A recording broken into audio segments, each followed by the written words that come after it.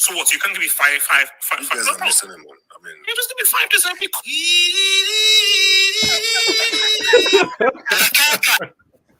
I don't want to overreact.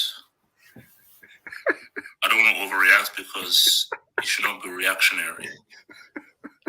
But as the kids say, things are peak. What would you rather have? Creating more chances or being a lot more efficient? This is a second year. And it's so red. Last time United won the Champions League. Freakish. I think Baradi was the worst player in the game. Wait. What are you eating? What are you eating? Buffalo chicken wings.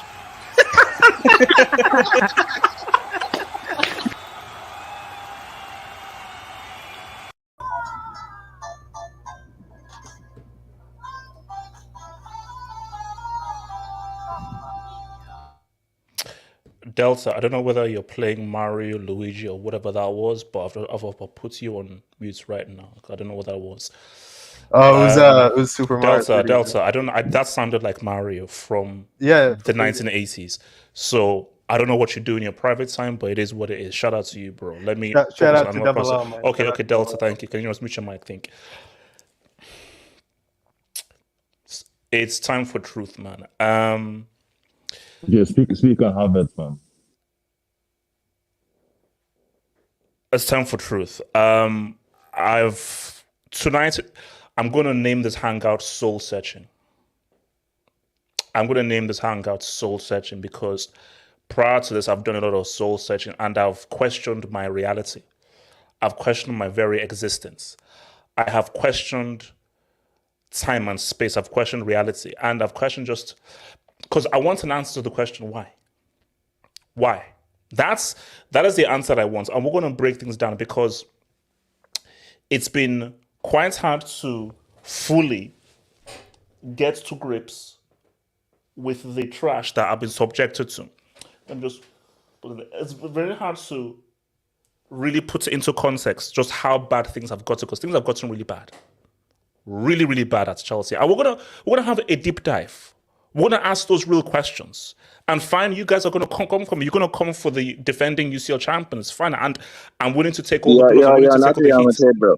You're not defending champion. The legitimate champions.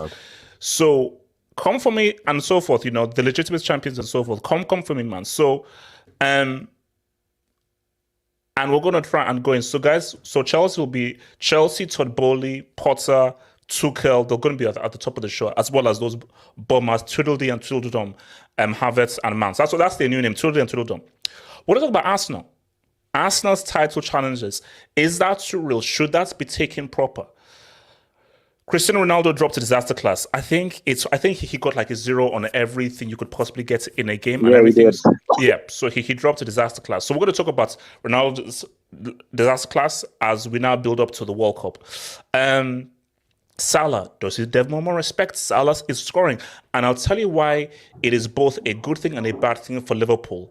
Salah's goal scoring streak so far. We're going to have a solid discussion. Are Juve back? Are they back to the very best after they got themselves a nice little Dudubinski, man? So, and then we're going to then look at the UCL Draw, because the UCL Draw will be happening tomorrow. And we'll have a little look ahead to what will be happening now. UCL Draw. So, guys, again, welcome. Happy you're here. I didn't want you here, but you're here now. So, hi. Yeah. So wait, before we start, Delta, man. Let me finish this intro, man. Let me just damn intro. Like I need my freaking beauty sleep, man. Okay, I'm love watching freaking what's it called? HBO Max and what's it called? The West Wing. Shout out to quality show, The West Wing. Like the vid, subscribe if you're new, and drop a dub. Thank you for the super chats. We appreciate the donations and so forth. And feel free to get in on the discussion. Shout out to my Patreon members. Shout out to the subscribers. Shout out to the freaking who are they? Shout out to the guys who view the members as well. Thank you. Okay, guys. I don't care how you're doing. I don't want to know how you're doing. Before we start the football talk, at that time, I was watching one of your streams. It was really funny. And one other question you said you don't want to see Scarlett Johansson in a movie ever again unless it is softcore porn. Can you explain that? I just want to know what you mean. I don't want to elaborate because I don't want to get cancelled. So we live in a very different world. Jamal, go to Back to the Future, ask Marty McFly for the DeLorean, go back to 1993, and I will give you a full explanation as to why I'd rather have her in a softcore film. But in 2022, I will not answer that question. So let's now get to the nitty-gritty right now.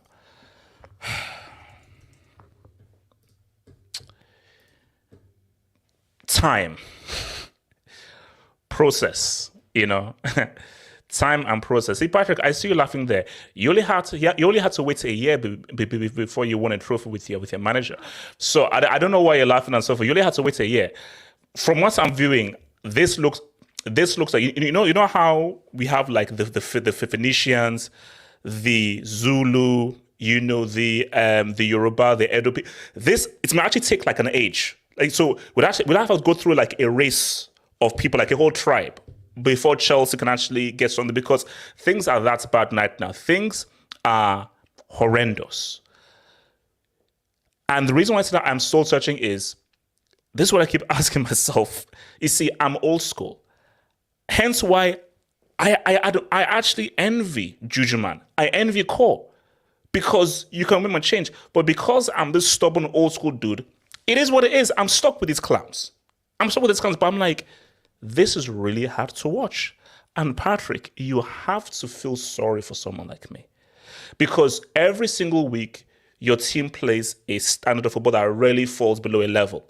Patrick, Chelsea fans can literally trace back the last time Chelsea actually played well. It was in November last season against Juventus. 2021 against Juventus. Yeah, 4-0. We can literally trace back the very last game where Chelsea actually played well. That is how disgusting. 2021 in freaking November. That is the trash that we're dealing with here. Eminence, how bad are things at Chelsea? Respect you, man. HH is really bad, man. HH, pull up the guy in my Avi, man. Well, I don't know whether I'll actually get banned for doing this, but let's just say that you forced me into it, though. So there you go. We miss this guy, man. Because this guy, listen, HH, we had it good. We had a really good, man. We had it good with this guy, like No, but no. Eminence, see, again, I don't want to reveal my age, but you know what? I'm around. So I was rocking with Chelsea before Homeboy came around. And here's the thing. Chelsea before Abramovich, they were not as successful. Shout out to the FA Cup and the Cup Winners' Cup that we won. But at the very least, they were entertaining. So here's my thing. Either you're going to win me trophies, be successful, or you're going to at least be entertaining. You are at least going to play football the right way. You're going to have at least the ballers that I can admire and connect with. These bombers clowns have neither. Eminence, I need you to explain Tweedledee and Tweedledum to me, aka Havertz and Mounts.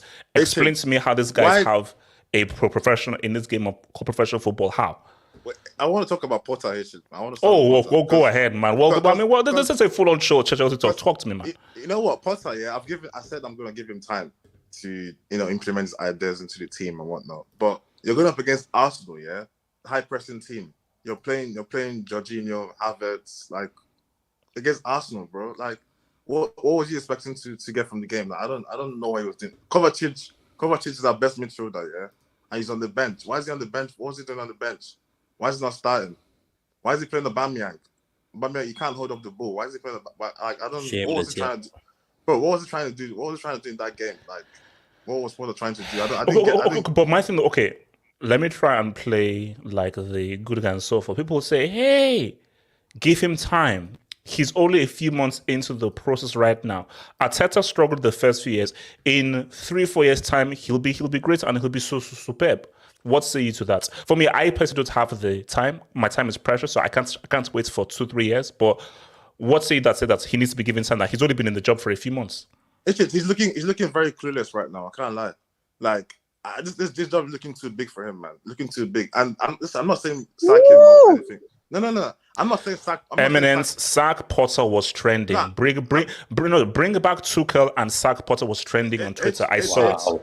Listen, I'm not saying sack Potter, yeah, but this guy's looking clueless right now. Like, his job is too big for him, and I don't know how he's gonna recover, because our next game is Newcastle in the league, away from home. Yes, and Newcastle are one of the most informed teams right now.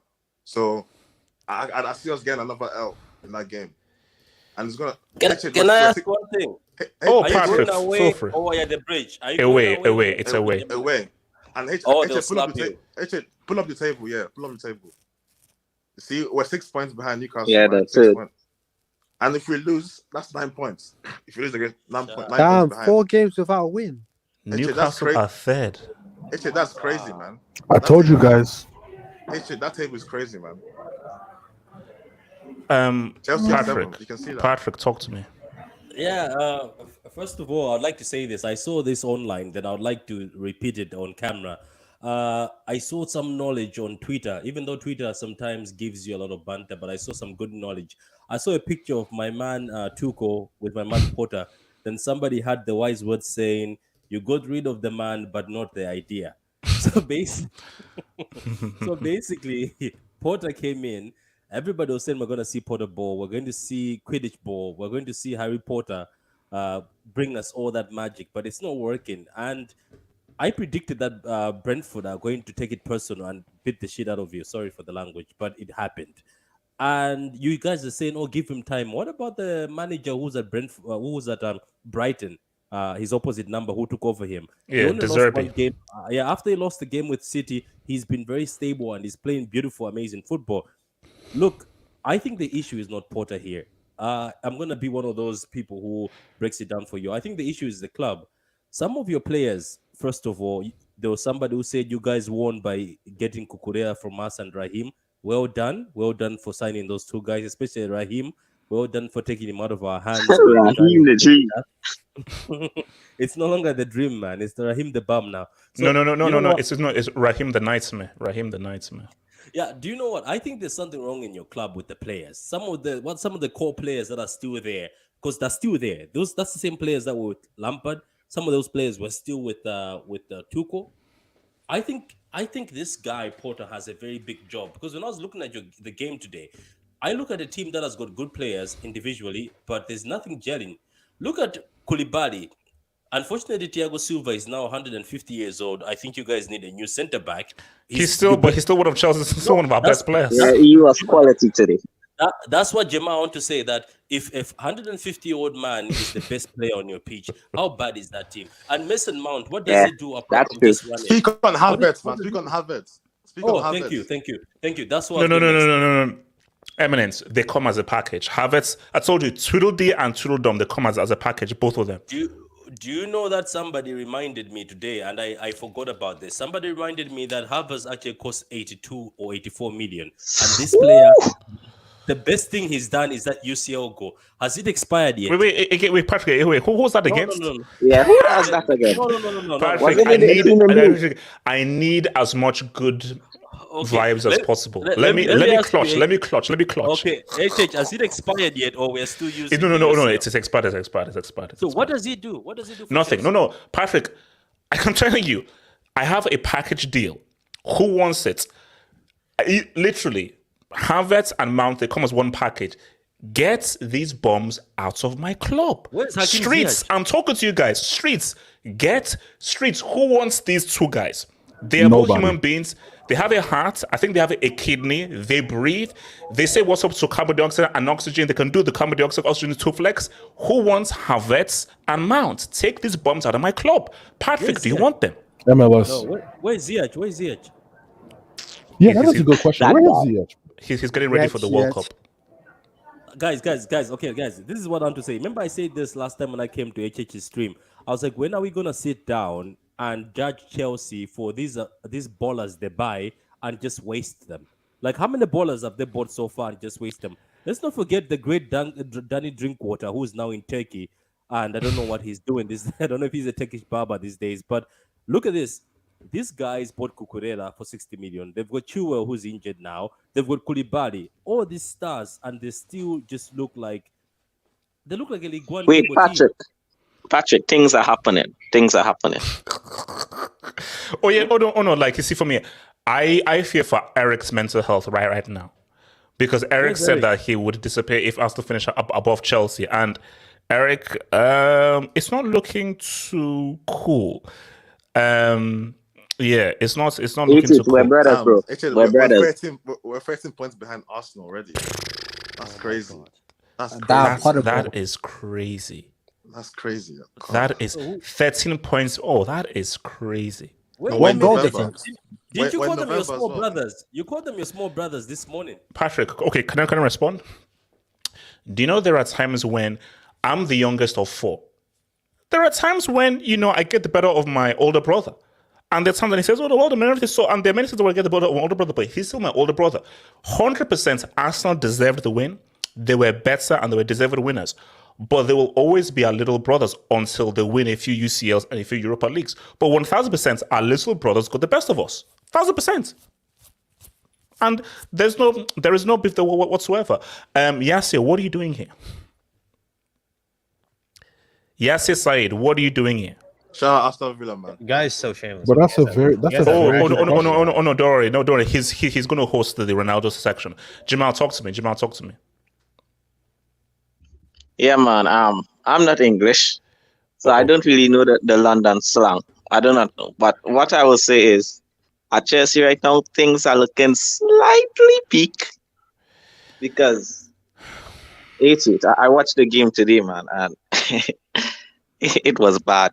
Yeah. I mean, Arsenal played the old ground in every department.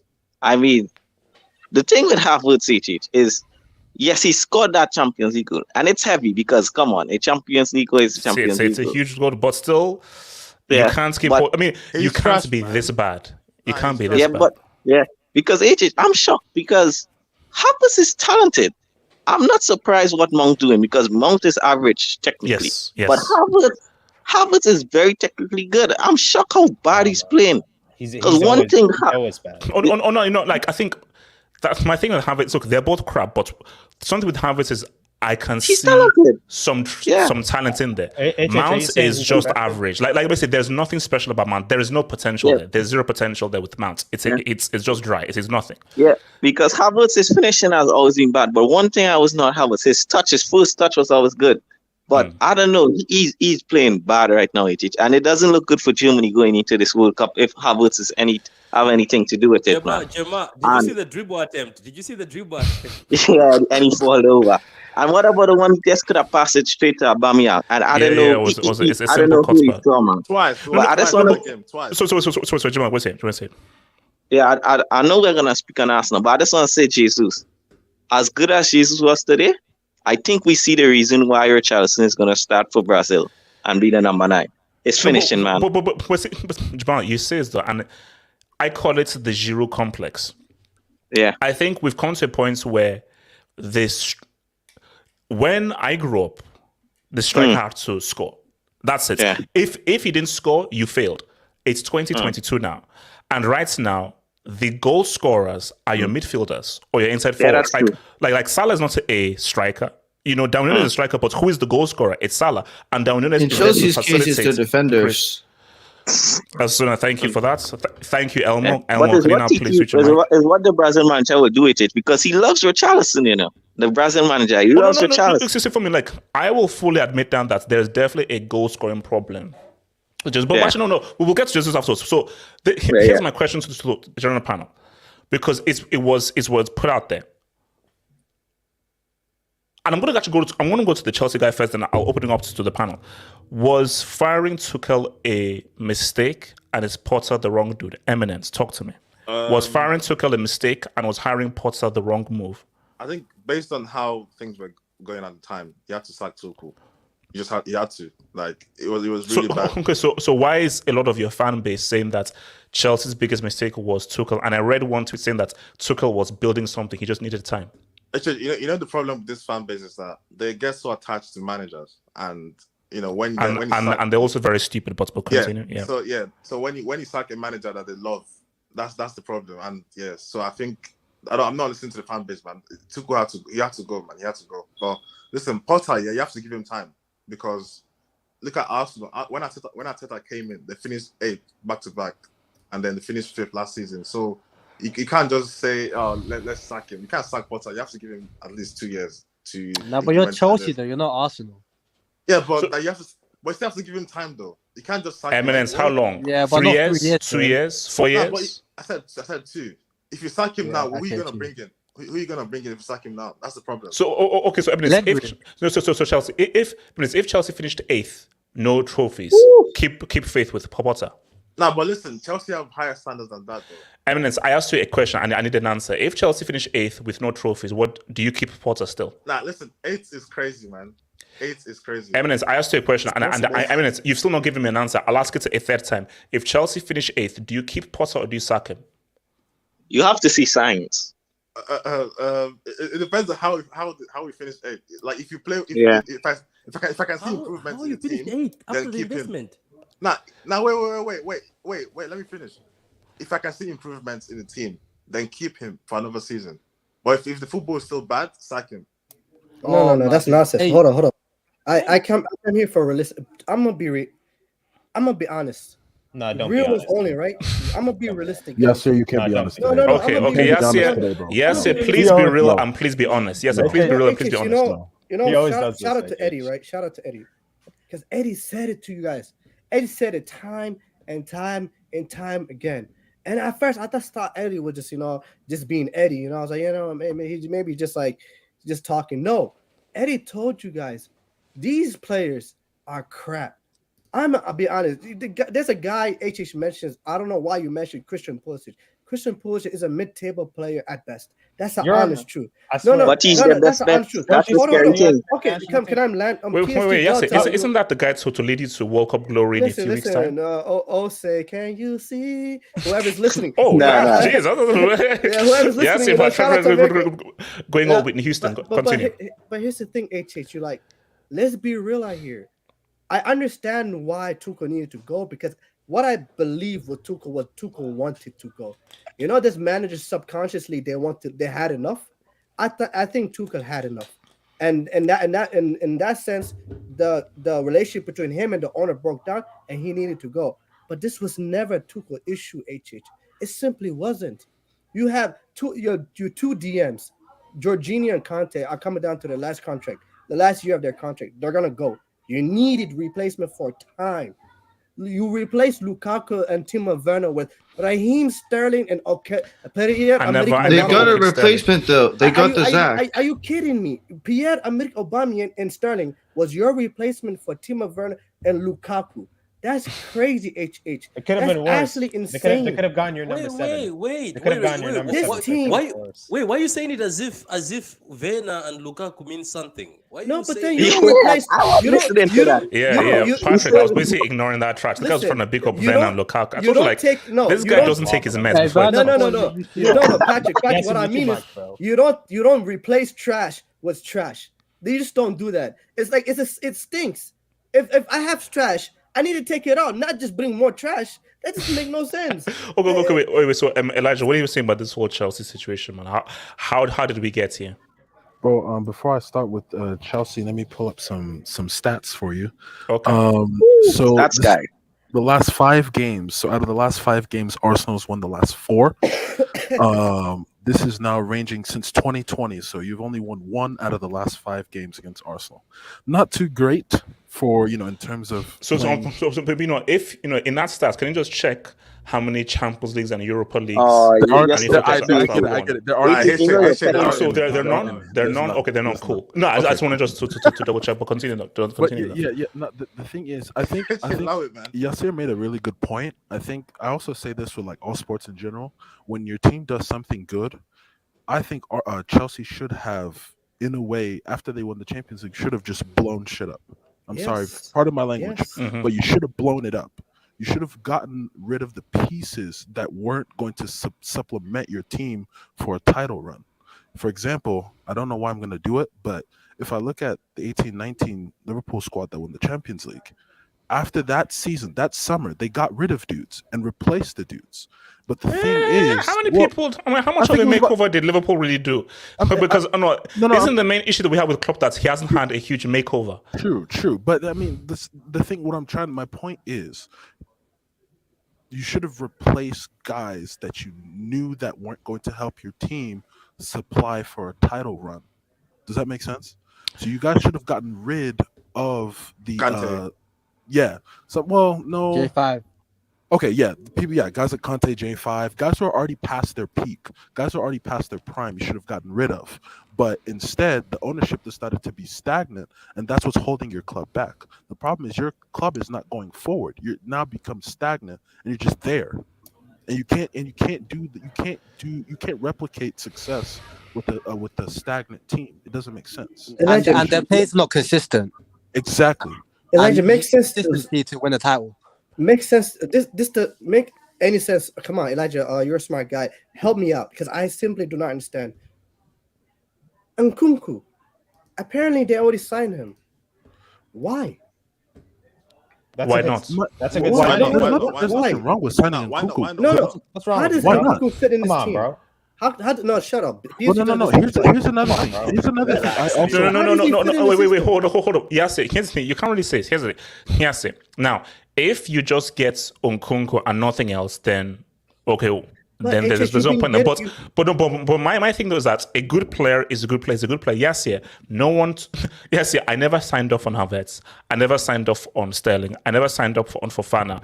Aubameyang was cool, but I never signed off for him. Nkunku. Well, you just signing players just to sign players. You can't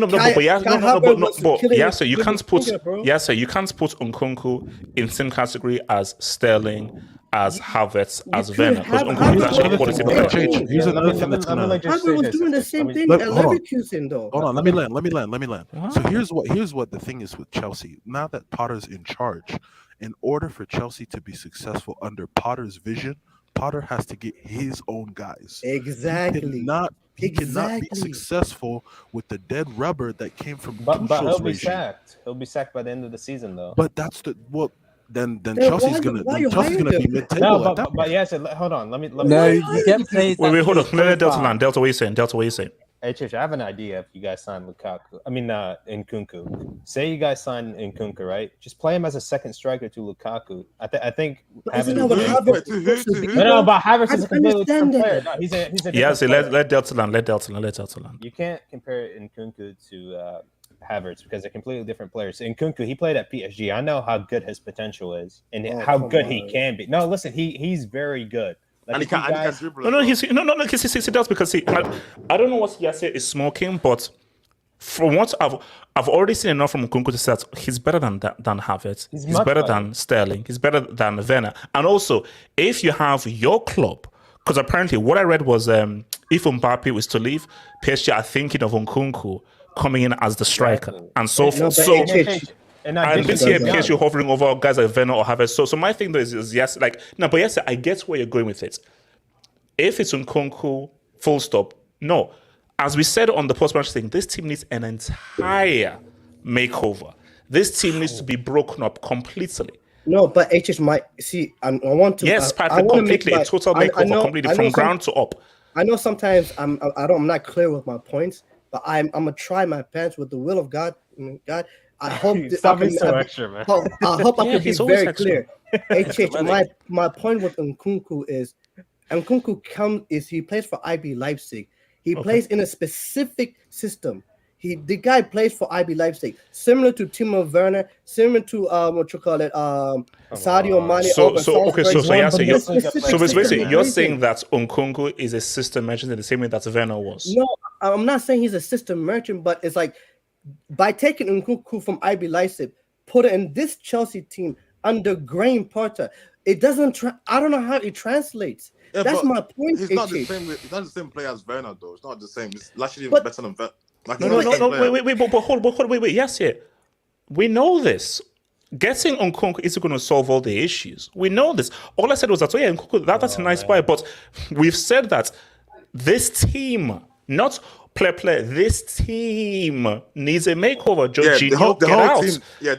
Jorginho, get out. Havertz, get out. Sterling, get out. Mounts, get out. The entire attack needs a makeover. The entire midfield needs a whole makeover. There needs to be at least 6 new players to be brought in. My general you just bought players. You just bought players. But Patrick, that's my point. Patrick, a moron that Patrick, you know, like in Africa, you know how they go and do politics where they have like bags of money inside like a black paper bag. Some guy from the road just puts money in a bag, went to the market and just got any fruit seller from the road. No, you just don't go around and grab say, oh yeah, make that come. That's not how you do things. So who's that guy? Is that Todd? Patrick, I heard Todd went to Barca waiting for guys outside of a hotel and everything. Guys say, look, I almost put money on it. Todd Bowley went to YouTube and he was watching Nkunku comps, and that's why he's trying to buy. They have data analysts, man. Bro. Nah, bro, I'm not trying to hear this. My thing bro, also... you sign players, you sign people. Hold on. Let me take some Dubinsky. Shout out to your boy, Miss B Nation, man. CR7 is saving himself for the World Cup. Miss B Nation, we're gonna talk about this. My goat is saying what's up. Delta, our goat is gonna say what's up. It's gonna be a few weeks. Easy, we'll get to this. Shout out to your boy, Latin Osario. Thank you for the dub. Can people please stop hyping Lautaro as a big game player? I get it. He's Argentina and plays with Messi, but please stop the cap. You're going to learn it in 2 weeks. This guy, at least he's in the Champions League and your team is in the Europa League, bro. Yeah, look, like, Martin, just worry about Europa. Martin, just worry about Europa, man. Just worry about Europa, bro. Shout out to Talents FC. Mount to Liverpool and RJ to City. The bridge collapse.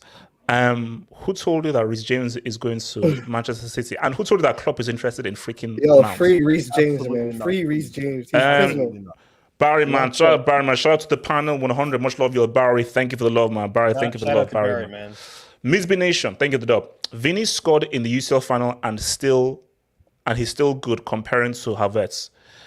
Oh no, look. Anybody with a inch of a brain knows that you can't compare them. You can't compare them.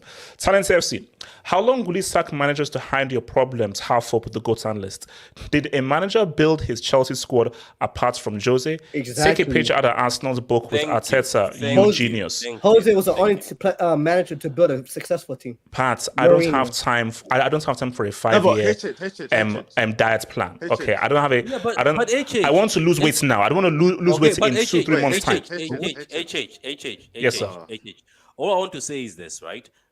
You guys, right, for the past years, and if we sat down with a pen, I think we're going to fill a whole book. Guys, how many times have these guys had baller summers where they just go ball and buy somebody? But the thing is, I think, yes, aside, as much as sometimes it seems like he was eating too much custard and his brain is not digesting very well, he's got a point.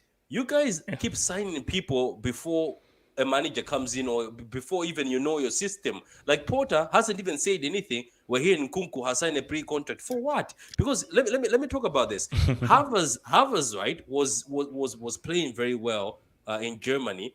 You guys just brought him, Ziyech, then you brought Werner, who Havertz and Marina Werner Sachs, Marina, it was Marina. Yeah, but It was listen to this. Marina. Both of them, Havertz and Werner, sometimes we're playing as false nines, and you just brought them in. And I asked somebody, a Chelsea fan, I was like, where are you going to put all these people? He said, we're going to figure it out. And now you've got Raheem and Aubameyang, and then you're bringing in Kunku. So where is Nkunku going to go into this system? Can I speak on Bowley? Aubameyang is a stopgap. Yeah, go for Eminence. Talk to me. Eminence, go for it. Go for it. You see, my problem with Bowley, like, you knew that Tuchel wasn't your guy.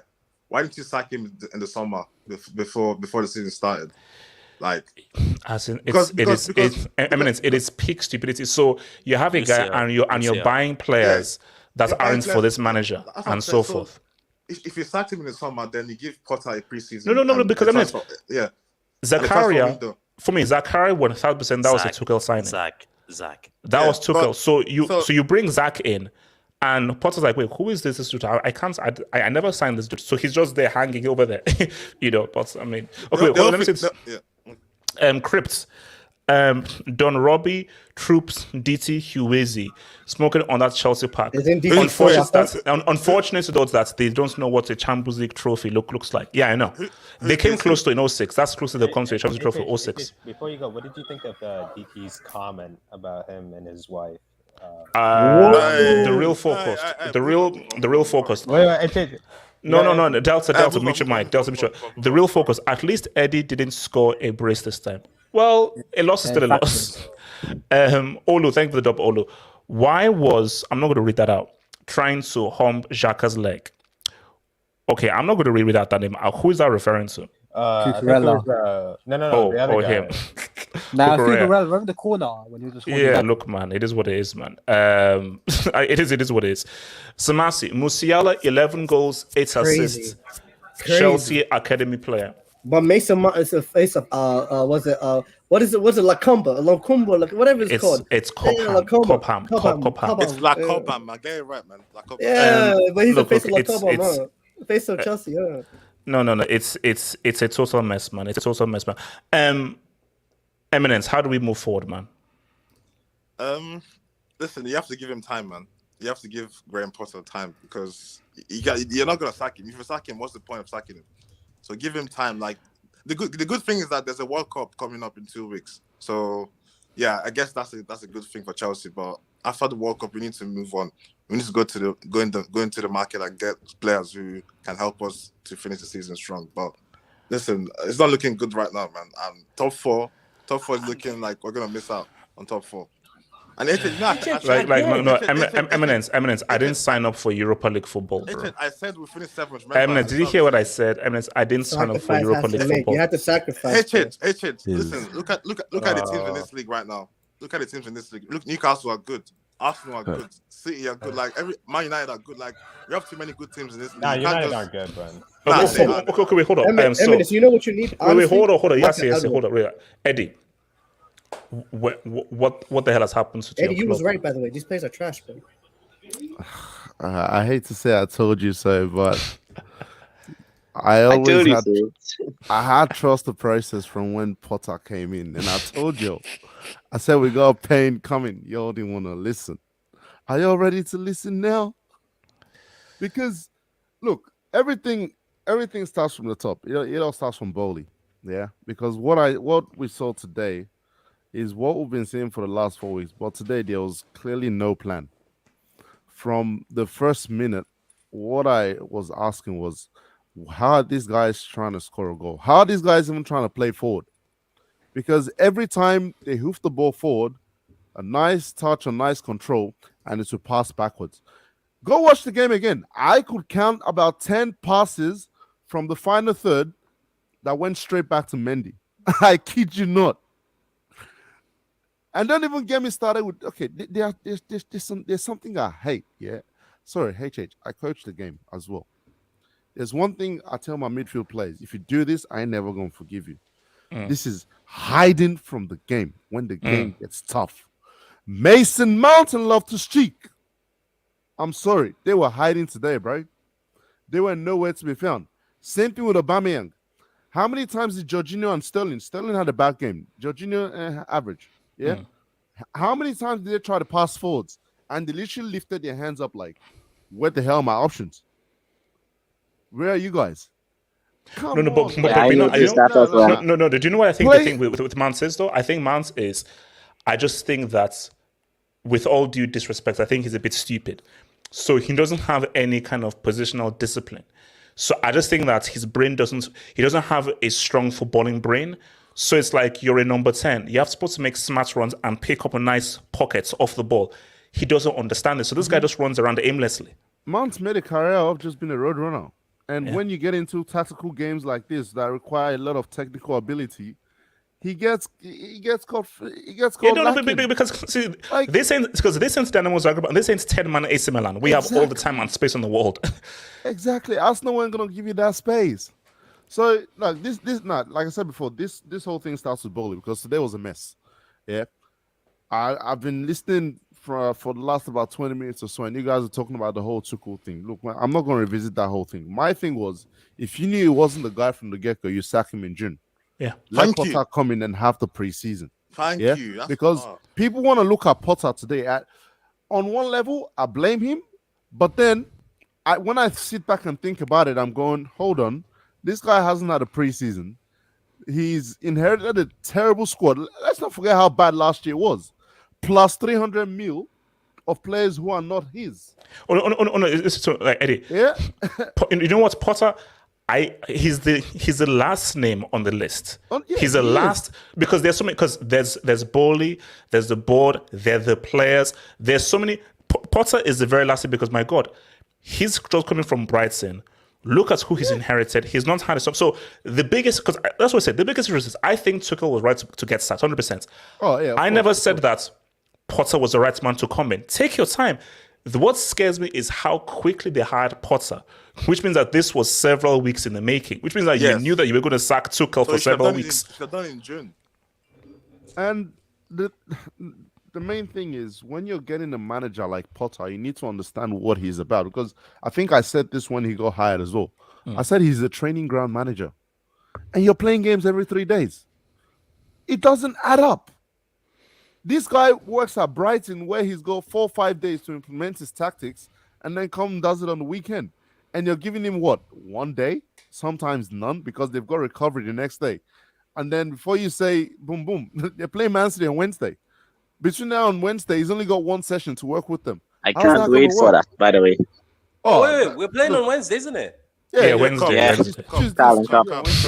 I mean, look, to be honest, I wasn't surprised we lost the game today. I'm actually not surprised. I said it on the space. HH, you're not saying on space on Wednesday. In the Champions League. I said if we show up like this against Arsenal, we're getting that ass. But it, man. The performance was bad. It was horrible. Look, I said this in one of my group chats, not the Chelsea one that we have, but I said it to some of my boys. I said I'm pretty sure Havertz must be an Arsenal fan because this guy was definitely playing for Arsenal today. He was playing against us. He was playing for Arsenal today. No. He was doing his best not to score. Yeah. That's how much he was doing. How are you an 80 million player and you have no one-on-one ability? Zero.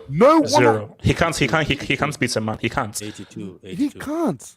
How are you getting matched up by Saliba? So Eddie, because we have to run to the next day, man. So how do Chelsea move forward? How bad does it get before it gets better? It's gonna get really bad. Look, forget top 4 this season. Just look. My thing with Potter right now is Potter just focus on the Champions League. That's what I'm going to say because the league is dead. Nah, I'm sorry. The league is gone. Newcastle are getting top 4. Arsenal are getting top 4. Man City are getting top 4. The last spot, United, they had a bad game today, but they've been looking good lately. Liverpool ain't coming back. We move in silence. Look, forget top 4 this season. Get me a bloody midfielder into this team in January. Yeah. Get me a striker, a proper striker. A proper and striker. A right back. Shut up, man. Shut up. Don't big up. I'm not talking about dead balls, man. I need 3 signings. A proper right back. A right back to play in place of Rich James when he's injured? Because look, this guy is from the last 2-3 seasons, he's shown he can't stay fit for the whole season. We need to protect him as well. We need to keep him fit. Give me a right back to play. Get me a midfielder and a forward. Okay, look, very briefly now. I want to come to Pat with this one, man. Pat, am I rude in saying that Arsenal shouldn't take the title seriously, that they don't have a chance of winning the title at all? You never learn. Okay, look. Yes, yeah. You subscribe to Disney Plus. Relax. You know what, HH? I was laughing. I have been laughing. Game number 5, I was still laughing. And then the laugh has started becoming just smiling, and you're not showing your teeth anymore. You're like, these guys don't want to give up. You know what? Hurts me the most? Because sorry, before you finish, because like, I know it's still early in the game and everything, but the way that Pep celebrated that win is as if Pep is like, these Arsenal guys might be something, so we really need to keep up the momentum and all those points. But whose fault is it? Whose fault is it? Do you know what? This guy is cocky. This guy is so cocky. I'm telling you. This guy said, you know what? I know Raheem is stinking up the place, but yes. I was still saying, don't give him to Chelsea. Pep is cocky. You know, other managers will say, please don't sell them in the league. Pep is so cocky and he thinks this league belongs to him. He said, Chelsea, take Raheem. It doesn't matter. He's given us about 20 plus goals in few seasons. Take Jesus. He's very hardworking. And take Zinchenko, who's Mr. Reliable. He's trying to make it competitive. Do you know what we did? Arteta, I am pretty sure, was excited when he picked those two because he picked the most reliable players in the City team. What do I mean reliable? These are guys who were selfless. Like they would sacrifice themselves. Like Jesus and Zinchenko would rather not score. They would rather look bad as long as the team shines. Even Jesus said in his first interview for Arsenal, I would rather the team win and I don't score, but I'd rather work hard, extra hard, and make sure I create chances for my teammates. So we've given them a lifeline. That's what we've done. That Arsenal team is on the shoulders of Zinchenko and Jesus, who are winners. They've won the Premier League multiple times. Now I am taking them seriously because of them too. Because them two will be in the dressing room telling them that, guys, never give up. Guys, I know we're laughing. I know we're saying it's only Arsenal. But at this point in time, I think it's one of those Thanos situations. We're going to have to do it ourselves. Are you taking them seriously as title challengers? I will be honest with you. I am. I think it's going to take City themselves to take 6 points away from us. Stop it, man. Stop. Come on, Wait, Patrick. Patrick, no, you don't need to lie. You can be honesty and everything. Be honest. Be honest. Okay. Let me. Patrick, honestly speaking, are you taking Arsenal as realistic title challengers? Let me speak on it. Right. I have been hoping. I sit down and kneel down and pray that let these losers drop points. They want to drop points against United, then they drew a game. Southampton. HH. These guys are beating teams that will give you a bit of a struggle. You guys, I was expecting a draw. They just beat you and they outplayed you. You guys look easy like a bunch of at home too. Easily. Damn. Yes, United got that ass, but these guys are beating these other teams. They beat Liverpool. They made Liverpool look like a bunch of school kids. Liverpool was sweating. Yeah, of kids. So look, we keep doubting them, but they're beating teams that are difficult. They beat Newcastle, and Newcastle is a difficult team. So HH, what's going to happen here is what I'm seeing is we are going to continue saying, oh, this is going to be difficult. This is going to be difficult. It's going to be easy for City. But what if they just continue doing this? Every time City win, they do that Liverpool thing. But I think at the end of the day, we're going to take them seriously now. And I hope the second season, teams start parking the bus with Arsenal, because I've noticed teams don't care about Arsenal. They still care about Liverpool. They're parking the bus against Liverpool, parking the bus against United. But when they play Arsenal, teams are going toe-to-toe, which is quite funny. But when they play City, you park the bus. That was what's most interesting about this game. Chelsea pretty much embarrassingly and cowardly so parked the bus. Chelsea. Can I speak on it? But Chelsea do that in every game. But no, perfect. Chelsea had one shot on target for 90 minutes at home. Yeah. Okay, Jamal, talk to me. First, Patrick. They haven't played Newcastle yet, so I don't know what stat sheet you're looking after. I don't know. Yeah, like I don't remember the game against Newcastle. I don't think they played Newcastle yet. Oh no, Yeah, I was they talking haven't about been Crystal Palace. Newcastle. Crystal Palace. I was Oh, saying Palace, Crystal yeah. Palace. Are the second place losers talking? Jamal? Anyway, go ahead, Jamal. Okay, yeah. So guys, it's nothing personal. As Pierre said today, there's nothing personal. But Arsenal are not winning this title, man. I think they're shooting for top 4. I don't think second place. I don't know if that's guaranteed, but I think they're 100% finishing top 4. But guys, this is what we are not focusing on. If Jesus gets injured for a month in Nketiah, if Partey or Xhaka get injured for some months, it's Lokonga. They don't have a good squad. They have a good 11, True. but the squad isn't enough. They're one key injury from being screwed over. Yeah, Yeah. these guys haven't getting any injuries yet, so that's why they're looking good. They have a quality first 11, and the chemistry in the first 11 is good. But bro, when you watch their bench, I mean Nketiah, I mean Lokonga, who Reece Nelson, is this the guys you want to fight with City with? Oh, but Jamal, I think Saliba would be the most important one that gets injured. I think Saliba getting injured would be a problem for them. Yeah. So yeah, man. So I think this squad can get them an easy top 4 finish. But bro, title, I think by the time May, I think City will be at least 10 points in front of these guys. But Jamal, you can't just here's the issue, and here's the problem. We're hoping that these things happen. We're saying, you know what? If they get injured, if this happened, if that happened. Thank you. Listen, the issue is we have a January transfer window. We only have 1 or 2 games left. One in the League Cup, one in the league. Then we have a January transfer window. This is an opportunity of, like, in terms of a lifetime. We're talking about Leicester City winning bro, you don't understand how. Yeah, but there wasn't a Pep Manchester City when Leicester City win the title, bro. What I'm saying, and this is my issue, you cannot stop a fire once it becomes when it starts to become massive. But you stop it when it's flames. The issue is if you ignore the flame, it turns into a forest fire. Can I just say one hope? Go on. Gemma, just one hope is this.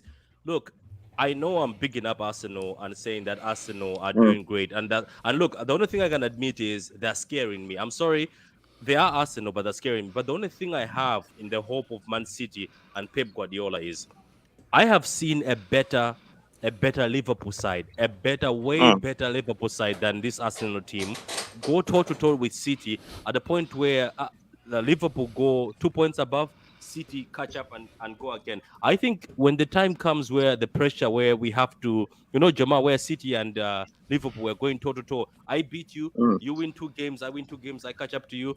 I think it's when the pressure hits, that's when I want to see how good this Arsenal team is. Because Man City will win no matter what. We will go for that win and we'll kill. So I want to see. That's my point. Yeah, that's my point. I'm listening to these Arsenal guys now, and I'm watching the streets. You have a lot of Arsenal fans, AJ. The streets are really. I don't know. Jamal, they didn't exist last year. Suddenly, they are, bro. I see Arsenal fans just coming out of the woodwork now. But and everything. You know what they're saying? It is. You know what they're saying? They're saying that how the Liverpool Manchester City rivalry is over, and this is the new rivalry. So for the next 5 years, it's gonna be City Arsenal. These are see, this is why if those losers were serious, this is why I wanted them to get beats today, because the bravado that look, here's the thing.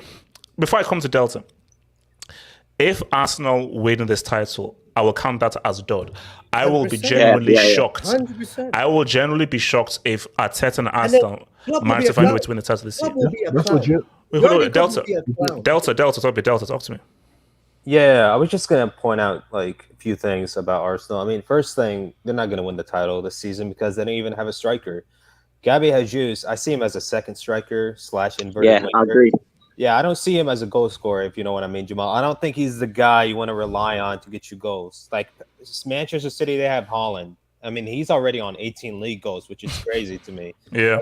That is absolutely insane to think about, especially doing Alvarez. And Alvarez. Yeah, Alvarez too. And the second thing is, look, let's be honest, guys. Nobody gives a shit if you finish second. I mean, second place is for losers. Second place gets you the same. Liverpool No, care. they They're don't, man. celebrating it. Yes, Wait, yes, very stop that, quickly, bro. are you Yes, guys yes, peeping stop that, bro. Almiron? Are you guys peeping Almiron? Yes, yes, stop that, bro. Let me just finish it. Yeah, go for it, place- Delta. Second place pretty much gives you the same guarantee as third or fourth place. Like, what do Arsenal win by getting second place? Nothing. They just get Champions League qualification, which is third and fourth also get. So I'm looking at this Arsenal team, and I'm just saying, man, like, please don't hype them up too much because realistically, but Delta, what if they win the league though? they're What should we not. say if they manage to win the league? If Because HH, how many actual world class teams have they faced? Because when we talk about world class, we're talking about a very disorganized United team, a very disorganized Liverpool team. They haven't faced a team with a caliber of City. United slapped them. Exactly. You could even say United beat them, even though United weren't even that good. So if they come up against a team with the caliber of players that City have, I mean, it could get ugly. It could really get ugly. Wait, hold on. Which is who in the Premier League though, Delta? Yeah, I'm saying like no one's as good at Man City. There's no way. No, hold on. There is.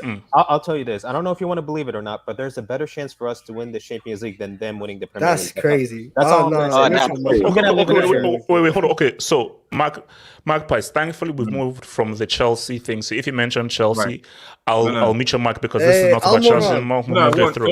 No. This is specifically, can Yeah. Arsenal win the league? Yes or no? Or will Newcastle stop them? Okay, just a few things. The other thing is, shout out to my boy Amaron, man. Like, balling, man. This guy. Patrick, sell Grealish, bro. Sell him.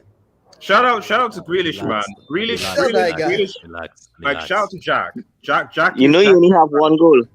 Grealish. He's only have one goal this season. And he's talking about Almiron. Can we pretend as if that guy doesn't exist? Wait, hold up. Patrick, how much did it cost you guys? How much was Jack cost you guys? How much was Jack? 99 million. 99 million with $1 million. English PR, bro. They're trying to get the $110 million. Okay, so look, Magpies, can they win the league? Yes or no? Yeah, of course they can. Of course they can. It's possible. No, they can. Like, it's possible. Like, it's. I mean, Delta. Look at our depth, man. Delta, let me land. You've had Monaco, you've had Lille, who spend less for weaker players in Ligue 1. You know, win that. Unless you're saying that the Ligue 1 league is, crap. Yeah, but Pep wasn't there. But then historically, but Magpies, can they realistically win the league ahead of Pep's Man City? Realistically, they can challenge. I mean, the thing I would say about City right now is that, like, you also have to look at who they played, because yes, City's been in the but aside from a poor United, like in terms of the other teams, you're saying Arsenal don't have a chance because wait a minute. So now it's a poor United because we beat them, but when they beat Arsenal, they were stable. Okay. But the point I'm trying to make is that, like, your criticism against Arsenal is that they haven't come across against a top side. But what I'm saying is that when you look at City have played United. Okay, fine. They were at home, got Pimsplat.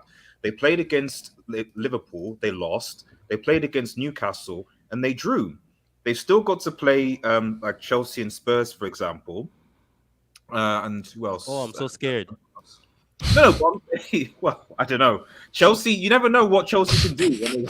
Magpies, we've moved past the Chelsea topic. Thank you. No. I'm just saying. The point is that Arsenal played more of the top teams than City have. There's still time for, Spurs is City's bogey team. We know that. Conte's going to get a dub over City. So you never know. City are definitely going to drop points. It's whether or not Arsenal can continue their momentum going forward. And I think that the break of the World Cup gives that momentum, because I'm sure Arsenal think, well, hang on a minute. If we go into the January transfer window and make some key signings, which Arsenal may do, then that can give them the impetus to go forward, because it's all about building momentum. If they don't make any signings in January, then yeah, I agree. But if they do, I don't think you can rule them out. They're a threat. And Magpies, you know who they're linked to? They're linked to the guy from Shakhtar Donetsk. I don't know if you guys know him. He's looking good, man. Yes. I can't pronounce his name, but yeah, the Mudryk or something his name is. Okay, yeah. Wait, hold on. Wait, let me get this thing. I'm not that stupid. Okay, I'm not that stupid. I'm not saying your freaking name. Don't even read that. Super LSG Beta hates CR7 so much because it's bomb team, no UCL. True. Thank you, Mr. No Name. The real focus, HH, when is Bram calling? It's been a while now. J2 West, thank you for the dog, J2 West. Big bro, big game, big sis, gender reassigned. Well, Oh man, is that that's actually is that the guy in the sexist. panel? Say RDS. If your auntie, your mother, or say was listening, they wouldn't, because that's. See, I didn't laugh. Magpies. That's very sexist. I didn't Did laugh. you see the DP picture though? Did you see the picture? Who they used to say that? That's Oh my that's God, that's no. that's okay. Look, let's just go. The real focused man. When Eddie Martin, Henderson for Conte swap deal in January. Let me think. How about no? How about no? I'll take that. I'll take it. Mr. Olu, Graham Potter needs to get a light bulb. He needs more than a light bulb. Okay. He needs a wand. Yes, is a mic walking. Yes, is a mic walking. Wait. HH. Before the United fan comes on, do you know that Man City under 21 or the youth team went to the United team under 21 tour, the youth team, smacked them 6-1 in their own ground. But guess what, Joma? Listen. They did not just smack them 6-1, HH. These kids are disrespectful at the point where the Manchester United youth team has reported saying it's disrespect. They have to then respect, because look at my AV. Look at this kid. He did the United celebration. This kid, guys are so sad, man. But that no. Hold on. Speaking of the Sue, Yasia, is your mic working, Yasia? Yeah, HH, can I say something real quick before we talk about you can't. Yeah, this is I have to get the stat out. Yasia, actually said you can't. No. Okay, Yasia, what do you want to say? Yasia, what do you want to say? Okay, so since we played 13 games in the Premier League, Arsenal now has the most points in terms of like the points that they are right now. No team has lost the league title from the position that Arsenal at since Newcastle did to Man United.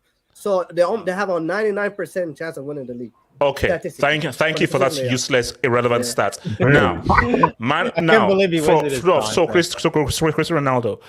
Now, yes, Magpies, can you just get in front of RDS and Dr. Oz? I need you just to view this real quick. And me too. I'd like to speak on this as well. No. Oh, sure. So, but I'm looking at the United fans to begin with. Okay. Good. So, I need you just to view this for me, man, as I just need to help. Now, I need you to tell me whether this is true or not. If it's not true, then it's fine. It's true, bro. It's true. Are we getting some CR Kelly stats? Tackles. Oh my days. So yes, sir. Can you just, the mighty have fallen. So can you just please talk to me about this and just tell me whether this is true, false? Just talk to me. Talk to me. This is true. So yeah, what do you want me to say? So you just want me to talk about this? No. So yes, sir. Talk about Cristiano Ronaldo's disaster class. Because do you know what this is? I have been attacked. People have said that we roasted Messi, we clowned Messi. Yes, sir. You especially said, Messi, he's retired, going to retirement home. And people said, keep the same energy. I'm going to go to him as well. So yes, sir, can you talk to me about this disaster class he had against Aston Villa, please? Okay, first, Messi, the age he was at. Yes, sir.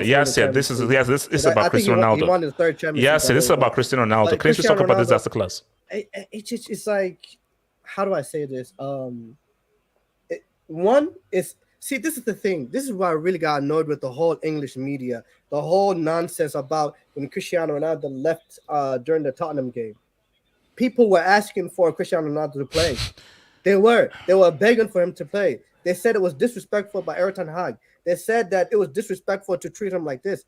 He's playing, and this is what he's doing. So at the end of the day, also, yes, they said that his highlight was getting in a fight with Tyrone Mings. I said that was his highlights of the game. Like, for me, it's like, I don't understand. It's like, for me, what Erik ten Hag was doing was protecting Cristiano Ronaldo from this. This is what he was protecting him from.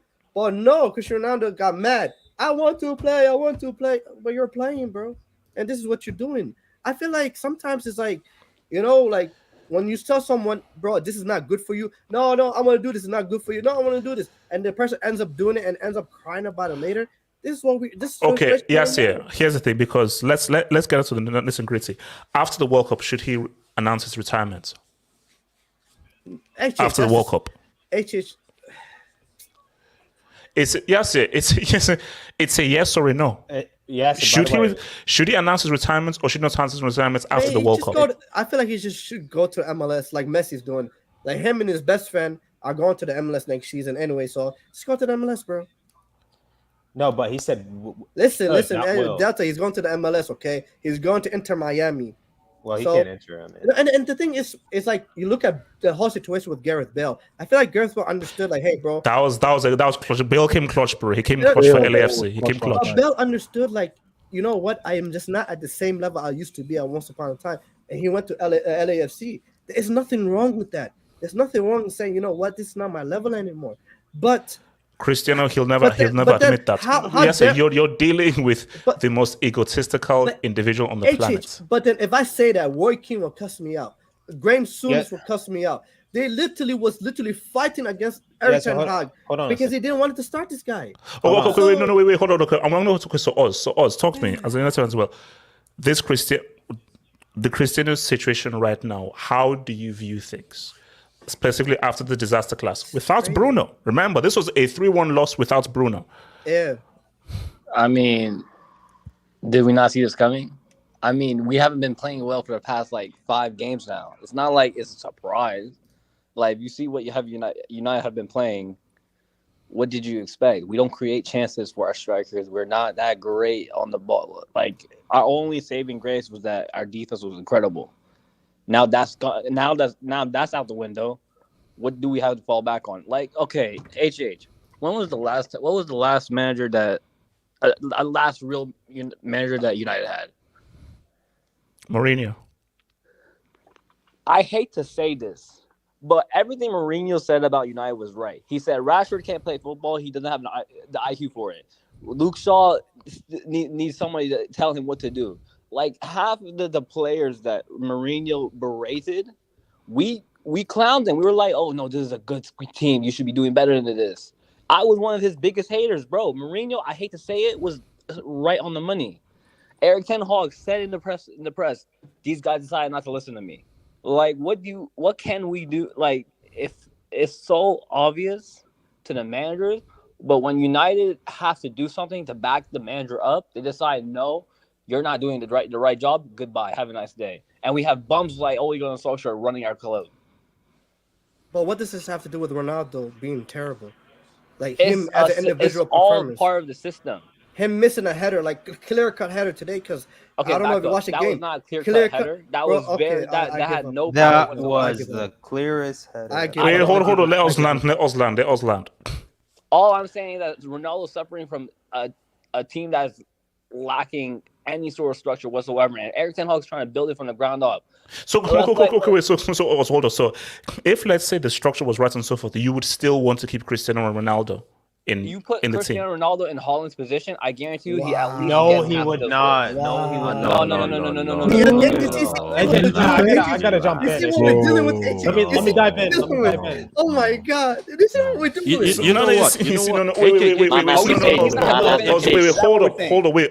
Come on, so you're saying that Cristiano Ronaldo writes in City's team in their position so forth, scores 18 goals in 12 games. He wouldn't even start. I said half of those, so I'll say probably 10, 11 around that. No, I still don't think so. That's too high. No. Don Smoke even said it. He said that City create chances. Yes or no? City create chances? Yes. So then, if that's the case, I know how Ronaldo is better than half the Premier League strikers right now. Because we can't create for him. I mean, he scored 18 goals last season. What was that Europa League? Why can't he team score this season?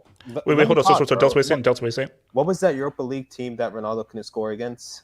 What were their names? Ammonia. No, Delta. You're not watching United games like I am. I'm watching United games. This guy's just making excuses. The chances that we create are either from Rashford or.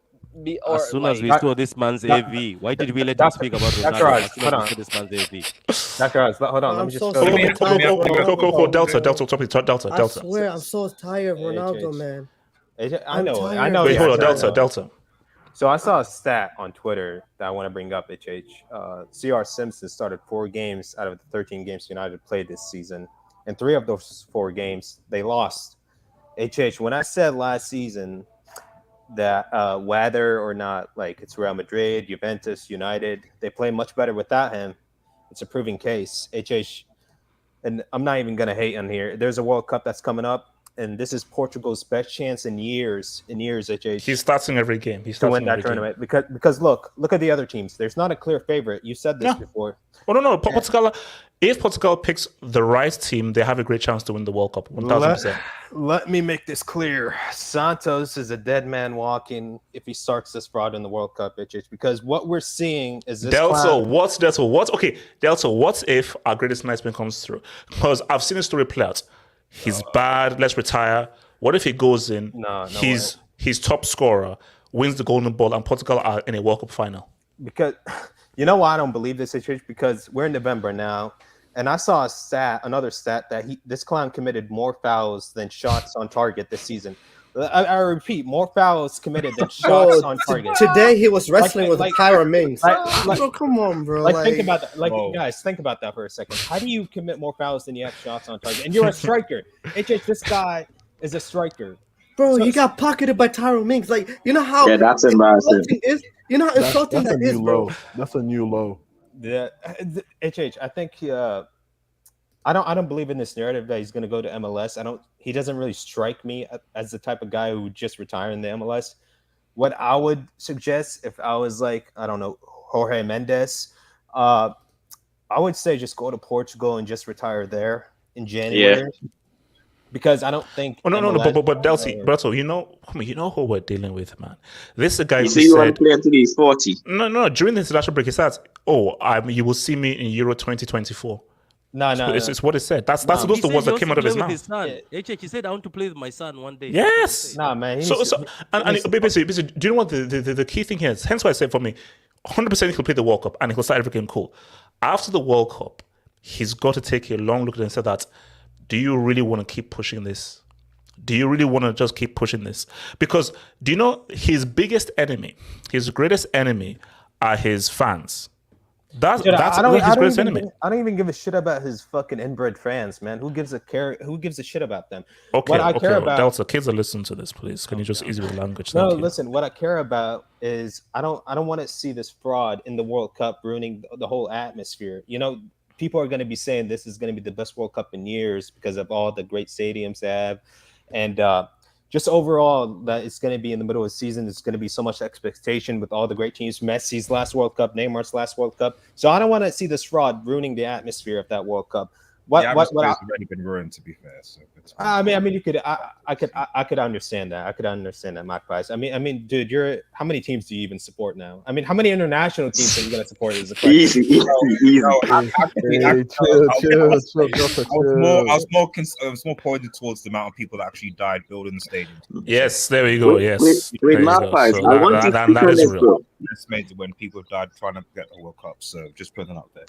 Yeah, Magpies, I want you to speak on this because you was one of the guys who was going for Messi. Life is weird, you know. You cuss Messi out to 6 goals. What do you have to say on this? No, come on, no. Magpies, let's hear from you. And Magpies, let's hear because you was one of the guys. I'm speaking to all 3. I'm speaking to all 5 of your personalities right now.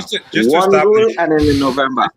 Okay, one personality to rule them all. One personality to rule them all. You're good, bro. You're good, bro. Don't worry about him. There is RDS is a different person. I don't know what's so difficult to understand about that. It's just weird. Okay, anyway, let me actually just show you something just quickly now, and I'll give you... Show the same energy you showed for Messi to show for Cristiano now.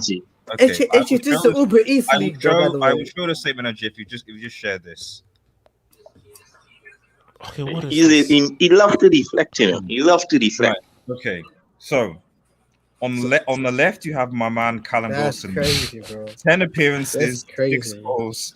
And I think that's 2 assists actually. Yeah, 2 assists actually. On the right, you have. I see what he's doing. You have the man, the United man who clearly is finished with 10 appearances, 1 goal, 0 assists. But he does have a clean sheet, apparently, So, are we? So in 2023, clean sheet. We're saying Callum Wilson is actually in a better situation, better form, better striker, better forward than Ronaldo. And actually, and it's true. Is anyone in this panel going to disagree with that? Callum Wilson is actually a better. No. Right now, based on form, he's a better forward. Thank you. Magpie, can I ask a question? Wait, hold on. So you fine. You ask a question. You fine. Magpies, does Callum Wilson have 5 UCLs? Damn. Oh my Does God, Mr. Callum Wilson have 400 goals for Real Madrid? Okay. Yes. Wait, no, hold on. You fine. Of what relevance is that to? We're talking about now, based on form. So what relevance is that? We're talking about based on form. Why compare Madrid to Bournemouth? The man, Callum Wilson played for Bournemouth before. Yeah. Newcastle. There's no relevance in this. Elijah, even the Bournemouth striker has got more goals than Cristiano this season. Yes. Yeah, it does. It does.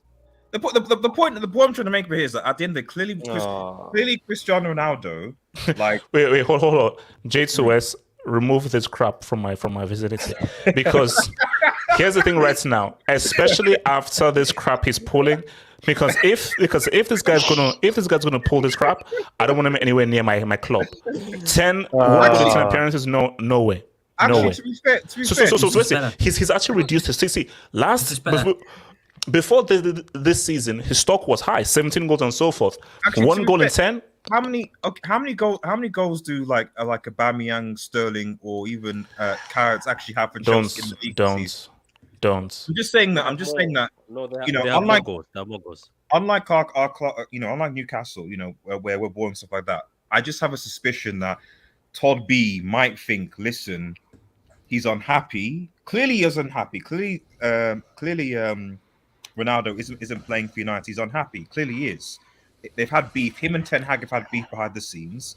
He clearly doesn't want to play for the manager anymore. It's obvious, So he wants to get a move in January after the World Cup. Just get himself.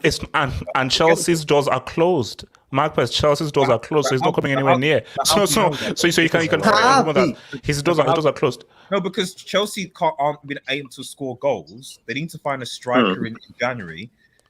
Ronaldo wants to move and go to striker. Todd B wants to increase his brand for Chelsea Football Club, to America, etc., to promote, etc. It makes perfect sense for Ronaldo to go to Chelsea. Okay, now hold on. Now, here's the thing. What happened to that clip? Wait, hold up. Now, Igal, we've gone past the Arsenal discussion. Hey, welcome. Igal, we had a long, good phone conversation, which will be kept private and so forth. But at least I can share that you are Igal talks football. So this isn't Igal the Uber Arsenal fan. This is Igal the football fan. So Igal, you're not allowed to cook me because of Chelsea Arsenal. Igal, cook him. You are here to talk about football because this is Igal the football analyst. Cook him.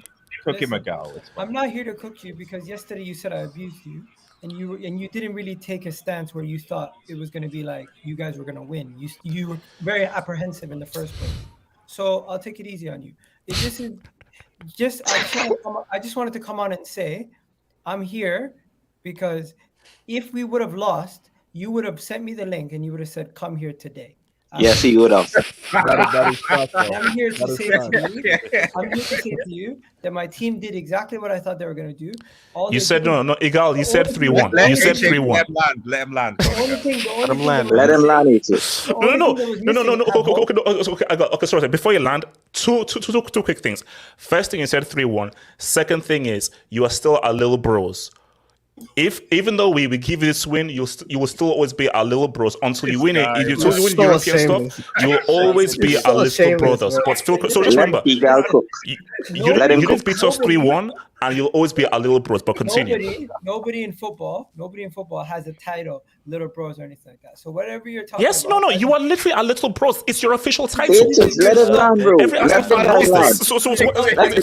Okay, fine. Okay, sorry. Someone mute each mic. Mute it. I'm just going to say this. Somebody said to me in my comment section earlier that this Chelsea team is so bad that TalkSports Jason Cundy could probably play for them. That's how poor you guys were. Right? Jason Cundy, relax. That's too far. When it comes to your midfield, your defense, your attack, bro, it's peak for you guys. Honestly, I feel sorry for you. Rubbish. Because it's not even this is not the team that I used to see. Chelsea of old, I would never be able to sit here and say categorically that I was going to beat them in a game. Yesterday, I was on here. I said categorically we're going to win. What happened? We Damn. won, and it was an outclassing performance. There was no situation in which Chelsea came out on top. Can you give the scoreline that you said last night? What scoreline did he say? It doesn't matter what my prediction was.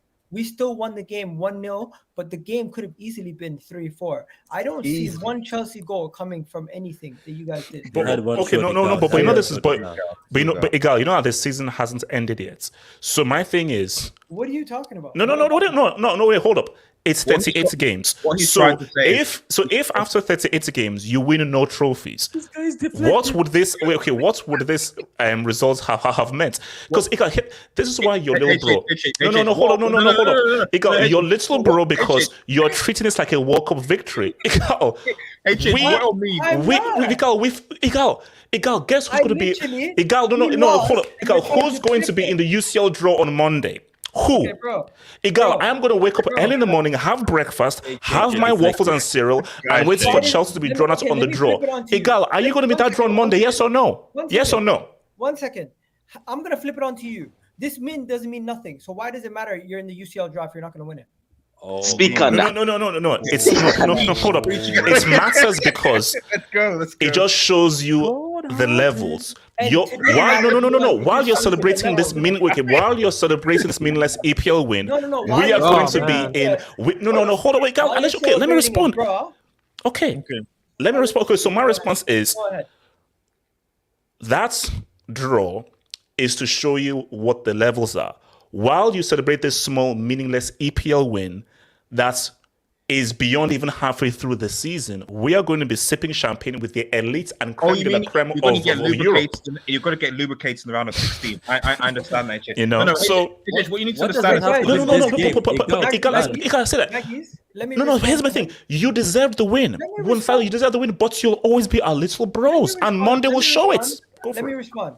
You lost the game. You have nothing to hold on to, actually, from this whole game, where you've now gone to speaking about the Champions League. Once you've done that, you've spoken about the fact that the Champions League draw shows your level. Us convincingly beating you today shows your level in the league, which has been horrendous over the last couple of years. At home, Miguel. At home. When last did Arsenal finish above Chelsea? How many years has it been since Arsenal finished above Chelsea? Do you want to answer that question? Very nice. Let me just land. Finish him. I just want to land. My main thing is we turned your stadium into a brothel 3 years in a row, and today what we did, 1 second. Today what we did was not an easy win. It was win. You got 3 points. Bro, you had nothing. Let the guy land. You didn't do nothing. Jamal, did they win a trophy by beating us today? Yes or no? Thank you. No, they didn't. No. It's not a trophy. It's not a trophy. What it is it is a statement to show that where the levels lie. What statement? What statement is it? Squad's levels in comparison to Arsenal. Your manager came out of this game and said, "I hate to say it, but Arsenal are a great team right now." Screw it. You have your fans. You were on the stream. Igal, you are our little brothers. Know your place. You were on the stream when I said you guys need to do a rebuild and you're going to fight for top 4. Igal, Igal, Igal, are you going to win the title? Are you going to win the title? No, but we're still going to finish above where we were, and this is progression. Okay. Hey, bro, have some faith, bro. Have some faith. So you got to see, Arsenal's focus is progression. But you got to see, this is why I get it. So I am happy for you. You deserve to win. You with the better team. Arsenal's focus is progression, not trophies. The trophy game isn't your game. You're not you don't know how to speak fluent trophy, which is just cool. But Arsenal, Igal, you'll get there. You'll get there. But what is about basically, Igal, Arsenal is baby steps. So take this victory, celebrate, because this is huge for you. This is massive. And we are happy for you because this seems like a massive deal that you got 3 points against Chelsea. Congratulations. But you know what it is? We'll be shining our recent trophies in our cabinet. Wait, when last did you win a major trophy? The league? When else did you win the league? He's working so hard, bro. He's working really hard. If only the players work as hard as H is working now, bro. You're so gone from the topic that you've gone to Champions League, you've gone to trophies, you've gone to how many league? Egal, it's one. You won. Okay, you won. Okay, you beat us. You beat us. Okay, you beat us. Cool. Now what? Now what? Is this Chelsea team categorically better than Newcastle? You tell me that. this It's season. not. We're gonna lubricate. We're gonna lubricate Chelsea No. over the weekend. We're gonna actually. Igal, can I respond? Igal, can I respond? Igal, let me respond. Marcus, hold on. Let me respond. So, Igal, here's Chelsea are in serious crisis. Before you came, I said, "Bump, this is a massive crisis." Before the game even went through, I said that I think Arsenal would win. Now, why I got angry was how bad Chelsea's performance was. It wasn't about Chelsea losing. I thought Chelsea would lose. It was the manner in which they lost. So 100% for that game, it's bad. But I'm talking, see, small picture, Arsenal, 100%. Big picture, I'll never respect Arsenal. I don't look at you as a contemporary. So, and for me, like, you're such a small, irrelevant kind of a team that you celebrate these kinds of victories. So when we look at you, I'm like, wait, let me land. So so when I look at this, I'm like, wow, I feel proud of our little bros treating this as a World Cup victory. So while you drink champagne and celebrate this as the biggest win you've ever had, because this is such a massive deal for you beating Chelsea, while focusing on like, yo, are we going to get Real? Are we going to get PSG? What are we going to do against these teams in the UCL? Let me just say, Chelsea relevant? What made Chelsea relevant? The first time I ever came on your stream, H, was this season prior to the North London Derby. And everyone who's watching right now, or anyone who's in the stream, if you remember, first thing they said to me is, you haven't beaten any big teams yet. What have we done since then? We have beaten Liverpool. You still haven't, man. We've beaten Tottenham at home, and Speak we've now on it. beaten Chelsea away. So what this is, it is not the fact that we've beaten Chelsea. It's the fact that we're beating Chelsea, we're beating Tottenham, we're beating Liverpool, and we're doing it in a more comfortable fashion than we've ever done it. This is showing progression. This is showing a step forward in the team, and this is something you cannot and Igal, I'm proud of you that you're making strides forward. But when you win a major trophy, call out your boy. Yeah, but HH, we need to understand is that Chelsea. What made Chelsea Football Club relevant as a football club was a Russian criminal. That's basically it's a magpie.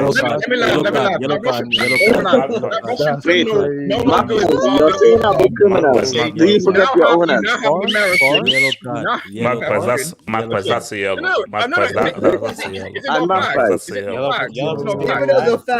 That was below the belt. That was below the belt. Oh, okay, no, Magpie, let you know that you're in a yellow. That was below the belt, but continue. But at the end of the day, you now have an American owner now. You don't know. He literally came in last year. You don't know what the future is. You don't know what his ambitions are for your club. And at the end of the day, you know that this 443 man who is commonly your owner, okay, his ambition of Chelsea club is franchises, brand, etc. That is your future. Okay, you are going to be a franchise club. Okay, you get Chelsea fans need to realize that the Bram era, the Russian era, the oligarchy, that's over. That's gone. But Mike, but you know what the thing is that the season hasn't ended yet. The season hasn't ended. So it's like, do you know that there is still a chance that Chelsea can still finish above Arsenal? It's unlikely, but there's always a chance. It's 38 games. We don't even halfway through the season. It's a red card. This speaks in red. Then finishing above Arsenal. That is reality. Can you share the Premier League table again, please? Can you share the Premier League table? No. Okay. Can I ask you, what's your goal difference? No, I'm not sharing this. I'll end with this one quick point. So I want to know this: if Newcastle beat Chelsea next week, and I have a feeling that they will, at St James's Park, Chelsea will be 9 points behind. 9 points behind. And St. Maximum is back, by the way. They're telling St. Maximum is going to be back, and he will cook. Yeah, he's back. He will cook Aston. You'll be 9 points behind Newcastle, and you'll be 16 points behind Arsenal. So don't tell me that Chelsea are going to be. You're ready for a team behind Arsenal. You'll be 16 points if you lose to Newcastle. Each is getting humble and it's on show. Season, okay. I have a question for you. Actually, I have a question for you, dear sir. First thing first, let me ask you this: do these Chelsea fans, these Chelsea players that perform the way they perform today, do they know that you're fighting for them this hard? Do they know that you're fighting? No. I'm fighting for. That's who I fight for. The institution. He's fighting for the institution. No, not the institution.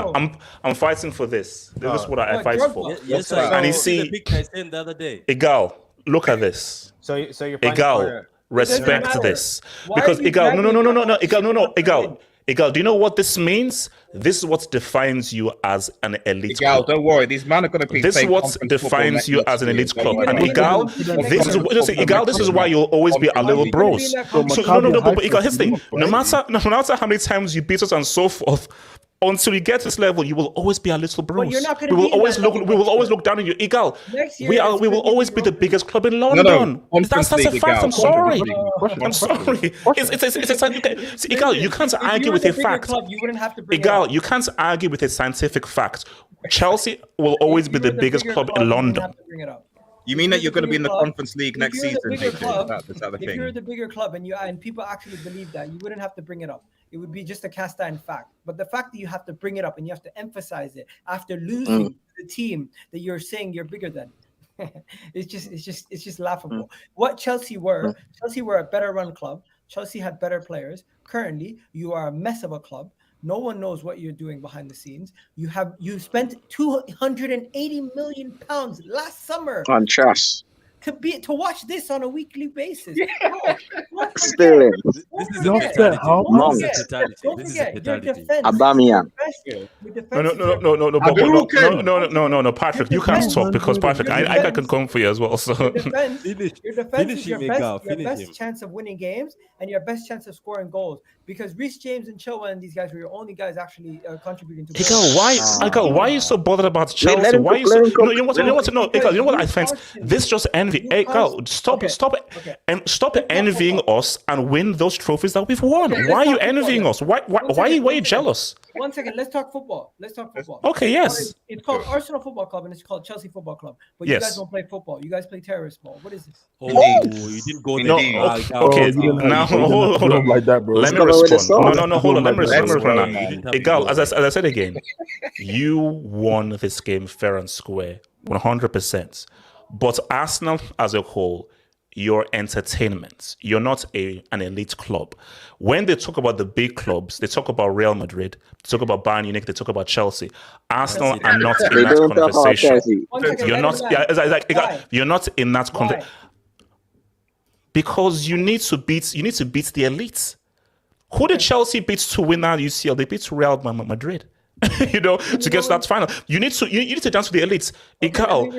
You're not invited on the big boys' table. You're not. I'm sorry. Can you tell me the teams again? Real Madrid, Bayern Munich, Chelsea. These are the elite clubs. Okay, Real Madrid and Bayern Munich. How many league titles do they have in the domestic leagues? Can I respond? No. No. Let me respond. Because any team who's elite has ruled their country. How can you be elite if you've never actually ruled England? Igal, can I respond? Let me respond. Igal, let me respond. That's a legit question. Let me respond. Igal, it's called a package deal. Have you conquered? Have you conquered domestically? And have you conquered Europe? And that's what it is. But see, Igal, as I said again, well done for Arsenal. You are doing well, and you will get top 4, and we will struggle to get top 4. So you've won the battle, but we'll always win the war.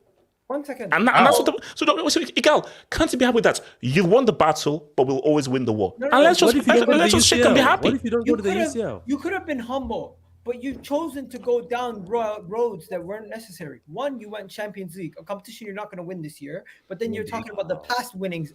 And then if I said anything of the past, you would have said, oh, why are you talking about history? Also, this game, you've chosen to deflect from the game because you ideally said you're going to win. I'm not even here to cook you. You made me go to this level. No, you attacked me first. No. Because Igal, what I did say was that Arsenal with the better team, they deserve to win.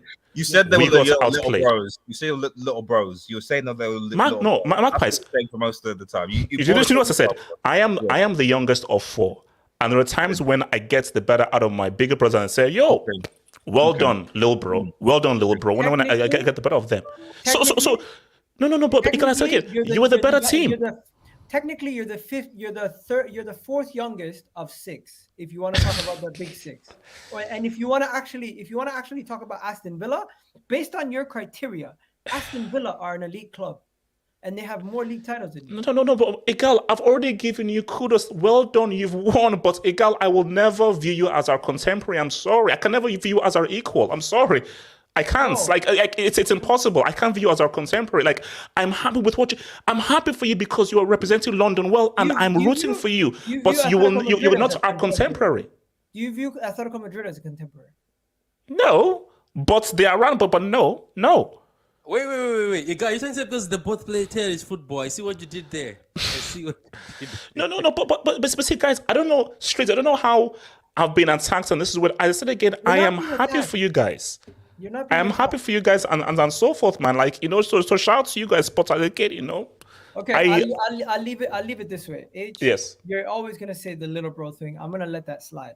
But one thing I'm gonna tell you is Chelsea right now, be careful. Because you have a real situation where we know. No, I know this. We know this. Newcastle will finish above you guys come the end of the season. You have Tottenham finish above you. You have Arsenal finish above you. You have Liverpool. We're 2 points behind them. You don't have to worry about Liverpool. Man City, probably United. Liverpool's 2 points behind Chelsea. Potentially, you could have five teams. What? Liverpool is what? 2 points. 2 points behind Chelsea. What? Yep. Can you go to that comment, please? They're saying you're playing for a point like Conte. Wait, who said that? Wait. I wouldn't be surprised. Who said that? If there was another managerial. It's a Danzo, man. If there's another managerial sacking. Oh, by the way, H. Before I go, I just want to say, Liverpool. I wouldn't be surprised if Liverpool lose next week versus Southampton because Ralph Hasenhuttl. Bro. And also to Tottenham. You guys are absolutely terrible. The way you guys play, unsustainable. Come on, Igal. They were not bad today. Come on, Tottenham wasn't horrible. What's gonna happen? Today was not bad, bro. What's gonna happen with Tottenham is they're going to be in the same revolving door where it's just trying to finish above Arsenal and trying to get Champions League football. That's all they're gonna do. Okay. Wait. No. Hold on. We need to move. And finally, Man United. Good evening. That's it. Okay, look, you didn't have to do that. We need to move. What's it called? Peace out. What's it called? Peace out, man. Jamal. That was a fatality, HH. That was. Look, as I said, okay. Before I go, Jamal, do you know how I won when I bring in those European trophies? There's nothing he can say. Because you know what's so funny? Who's going to be on the draw in the draw on Monday? That's it. That's what I need to say. Who's going to be on the draw on Monday? But the problem, HH, is that you know what's also funny is that come the end of the season, it's going to be the Have Hope Conference Hub. I swear. Well, Magpies. That's why I'm trying to save up as much money so next summer, you know, I can. That's why you should fight. Jamal. Jamal, I said Jamal. I said it's Jamal. Jamal, should we apologize to Salah? Does Salah deserve an apology? Jamal, we all hate him, by the way. We don't like him. Yeah, man. Before I said, I just want to say. Oh wow. Sorry, that I wasn't. That was my. Yeah. Okay. I just want to say, CR7, man. I just want to say the new celebration is good, man. Cause all the abuse is getting, the new celebration is good.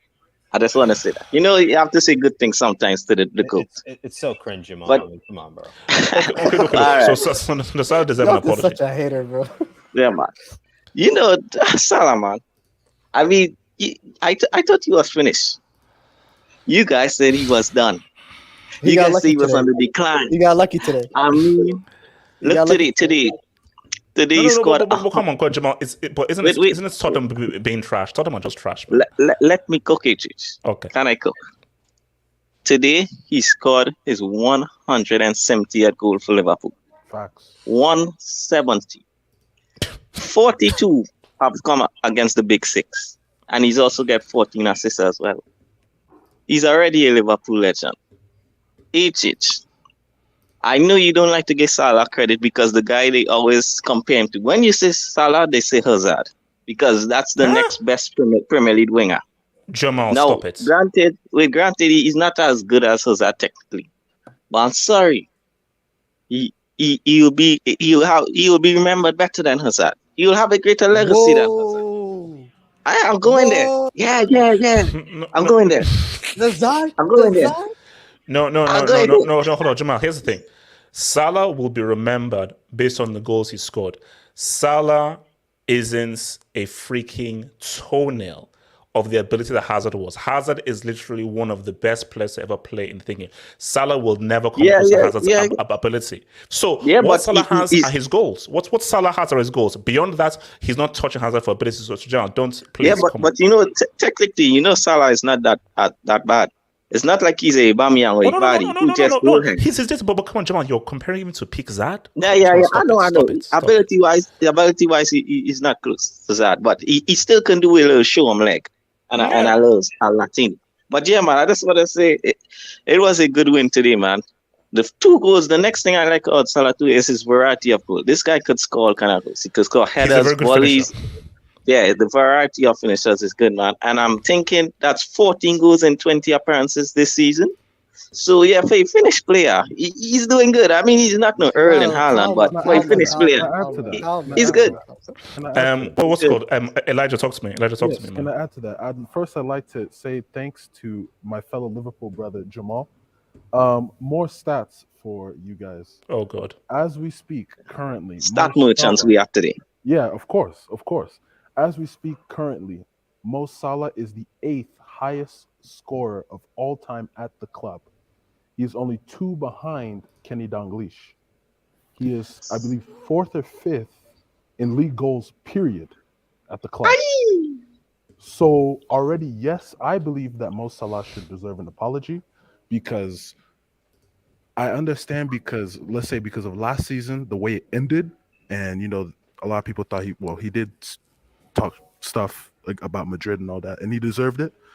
But Salah is here to prove a point.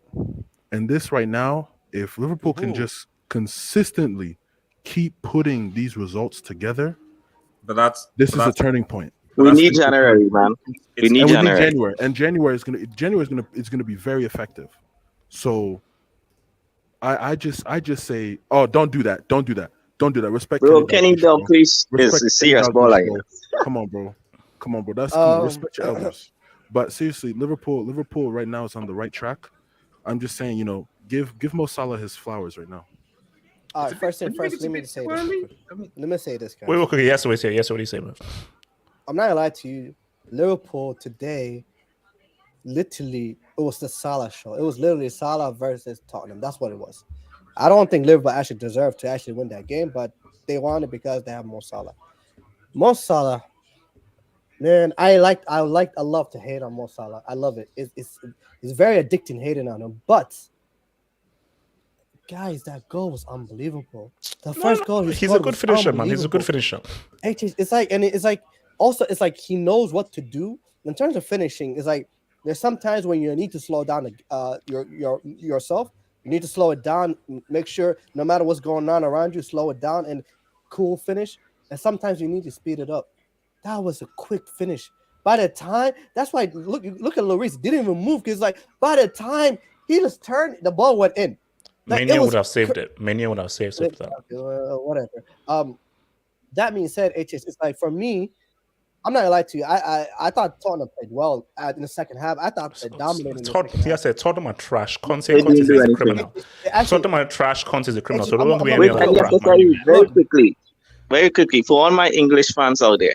I mean, I was watching some of the defenders today. Eric Dyer, Harry Maguire. These guys, that's your World Cup Tyrone Mings. These guys Eric Dyer literally gave a goal to your boys. Eric Dyer, bro. Oh, that might have been worse than Cancelo. I just forgot something. Did you remember? What did you think of Harry Maguire playing striker at United? Because he was substituted, and I think came on for. Listen. What did you make? We're moving on, bro. We're not talking about that, bro. Apparently, these new fridges are very versatile. They say. But all I'm gonna say is like, Ibrahim Konate played really well today, guys. I'm telling you, like, I don't think Van Dijk is back to his best, but I'm telling you, Ibrahim Konate was unbelievable today. Like you guys should take him, wrap him around cotton wool, bro. Protect him with your life, bro, because that guy, man, it was unbelievable. Man. No, he was. I thought he was unbelievable today. And by the way, that tree trunk that HH says Harry Kane, that was a fantastic goal as well. Harry Kane, that was a banger. No. Kane is getting his goals, man. He's getting he's the star part. So shout out to your boy Hamza. Is it disaster class when minus 15 tens are the norm? That's true, actually, because I think in disaster classes sometimes an anomaly. But if he's doing it on a consistent basis, can we call it disaster classes or just, hey man, it's what we expect? Make them out, right? Yeah. Huh? Yeah. HH. Yes, sir. Can I ask something? Yes. Please feel free. Look. There's a lot of people in the panel, and I don't know if obviously Yasaid was twerking for Liverpool. I don't see what the twerking is about. I don't see why. I agree. Like I'm sorry. He was shaking that thing, man. Look. I said Salah versus Tottenham. I didn't think they played well. No. He twerking for Liverpool. Patrick, he went on the car and he was insulting, bro. Delta, come here, relax. Delta. That's actually insulting, bro. Delta, that's a caution. Delta, that's a caution. No, Patrick. I feel hurt. My feelings got hurt. Okay, sorry. He got all the shorts. Okay, wait, hold on. QC, okay, QC it. Is CR37 a mascot? Ronaldo, Insta fight, snob, never. Bro, like, I think Cristiano is basically, let's put it, he's known more for people copying his celebration and fighting with Tyron Mings than he is for actually scoring goals and playing football. Like he's like a social media dude. Yeah, it's crazy. This is the same Tyron Mings who was benched by Gerrard too. This is true. Talents FC. Lelta, I saw his stats. Okay. I'm not gonna do that. No, you gotta read it. No, I won't. I'm not. Shout out to your boy Crypt. Aston Villa, Lisa and Lannister Martinez. I hate that Martinez guy, man. People overrate this guy. I'm serious. He's a baller. No, he's Shout not. out to Lalope Baldini. Thoughts on raiding Barca for Kessie and Fati? I wouldn't mind. Now, if you can guarantee me the fitness of Fati, cool. Kessie, he'll be better than our bombers midfield. So yeah, let's talk, man. QC8, Big Bro equals. That's what? a fair point, actually.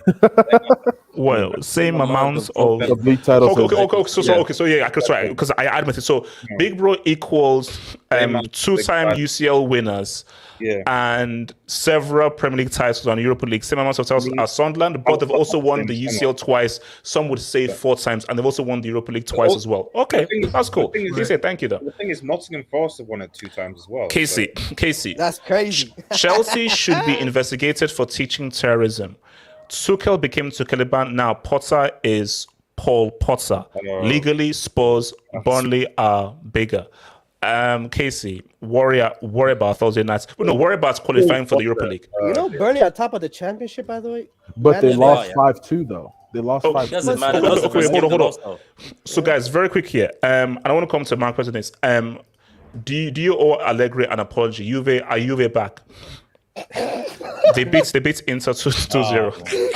I just want you to clarify. Are you back? Are you talking about my team in black and white or the Juventus team now? Which one are you saying that is playing good football now? Because I would say that Newcastle are playing better football than Juventus are, like by far. Look, they beat Inter 2-0. Are they back? Is Allegri ball back? Is Allegri ball back and cooking, man? Wait, so Napoli are 6 points ahead?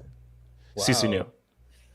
They're 10 points ahead of Napoli. So they're on the same level points as my guy Mourinho, who's in 6, and then Inter 4. Do you owe Allegri apology? Yes or no? No. Why? Never. He finished. He lost to Maccabi Haifa. I didn't even know where that is. That's what I have to say. He played against Maccabi Haifa and lost, and he's in the Europa League. 2-0, by the way. I'm shocked that these guys have won 4 games in a row. That surprises me. Is that it shows the level of the Serie A, which is trash. It really does. No, it's not. And I think someone even made the point because we're talking about Osimhen yesterday, and I said, you know what? I think it was Smoke who made the point. We can't rate the Serie A that highly because, again, look at how good Napoli were. Albeit it was a match that they didn't really need to win because it was already done already, but they lost to Liverpool. But again, it's like the Liverpool loss, I don't know how much you can read into it because it didn't matter. Unless Liverpool won 5-0, Napoli were going to top the group whatsoever. So I don't know how seriously they took that game. But my thing, though, is look at what Chelsea did to AC Milan. Look what Benfica, look at what Maccabi Haifa did to freaking Juventus, man. So, but it's weird though. You say this, then you don't look at Inter Milan and look at what Inter Milan did to Barca twice. So but Barca, but it's Barca. But Barca had PK as a defender, though. Let's be honest. It's very odd. The thing is, okay. So we're saying that Allegri does. So also we're saying that Allegri doesn't deserve an apology, or at least a sorry. No. Salah no, he's not. He doesn't deserve an apology. He's like he he is not. I'm surprised that they have these 4 wins in a row. Like they're playing some really garbage football. It's not like they absolutely dominated Inter either. And it's just somehow today. Also, did Chiesa even play today? I think Chiesa played, right? He was, yes. He started. That makes so much sense. Chiesa comes in, and then suddenly they can actually play a little bit. So, Inter as well is not a team to be feared. They can beat Barca, sure, but they've also been struggling. So just beating this team, it's nothing big. I want to see these guys beat one of the teams at the top. Not they still can't convince me that they're going to finish top 4 like this. No way. Let me hit this Dubinsky, man. Shout out to, because Real Madrid is always there. Is Mount the only Chelsea player in the starting 11 for England at the World Cup? If Reece James isn't fit, Raheem Sterling will be there as well. Sterling. Oh, the Sterl. The Arch. So because Chilwell is out, Reece James is out, so yeah, it will be the Sterling. And also, I don't think Mount is a guaranteed starter. Sterling is a guaranteed starter. Mount isn't. He loves Mount. What about you think Bum Cheeks has a chance to get called out? Guys, as I said again, this is guys. Here is something that Arsenal don't know much about.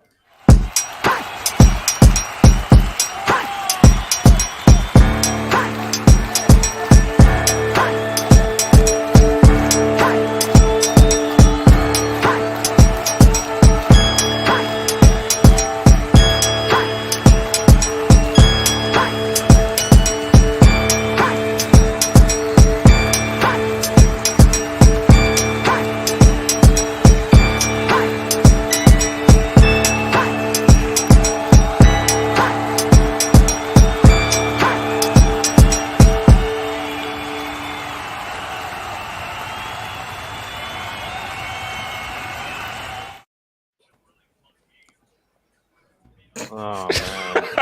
Shameless.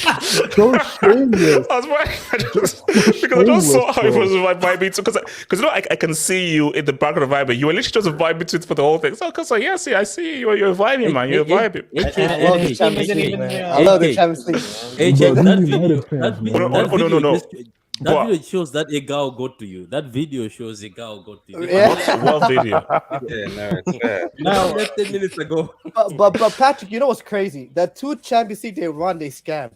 That's the most scamming 2012 Also, and the 2020 2 Champions scam. Leagues. That's Two of the Champions Leagues you guys won was also. Oh, scam. listen. Scam. SK, Very I good. give you It was 2008. literally Solskjaer was offside. precipitation tax. Listen, no. Listen. We're not gonna do that, okay? I give you 2008. If you guys would have won 2008, I'll bet you know what? The This is issue, a great I think Chelsea team. the issue is more that you win your Champions League. No, I think what's most important here is which team Yasser is going to be supporting. Listen, Delta 0 Champions League. Shut up, bro. Wait. Okay, Also, look. I would also like to say something about Chelsea's Champions Leagues. Why do you like Hazard so much? He comes to the club right after you win your first Champions League. He leaves the club and then you win your next Champions League. He's like Griezmann with Barcelona. Oh, I don't. I hate him. I hate Hazard now. That's a fair point. Ever since he left Chelsea, I hate Hazard. Like, Whoa, you hate him, Zard? yes. Hate is a Bro, very he strong loves word, it, bro. Hate is a very No. strong word. But actually, no. Speaking of songs, man, the World Cup track, the official World Cup is it track nice? is dropped. But because you know my guy Mo K, he's like a German guy who he's like a music producer guy. He's the guy that did the outro. Germanic. No, because what I do is I do the original like on Reason. I send him the stuff and he just spruces those up in his studio in Germany, and then boom, man. But guys, no, the World Cup song is popping off. It's gonna pop off, and we're almost there. But guys, it's gonna be better than Speeds. It's gonna be better than Speeds. Is the Super Eagles going to be in there, HH? Delta, fuck you, man. Wait, Marcus, what did you say? No, I was just saying, we're still waiting for. Are you going to release at Christmas the album? You said you got an album of your greatest hits, you know. So. Well, see, this Christmas is going to be hectic, but I'll try. I'll try. Yeah, I'll do the single. Okay, the single will drop in this Christmas. It's called Fluent Trophy. So guys, here's the thing. Well, I just noticed we're only a few hours just prior to that drop. Eintracht. Do I have any Germans in there? Can you tell me how does Eintracht translate to? If it's translates where's to core peace when and you love, need it, man? Where's core? Yeah, no, not core.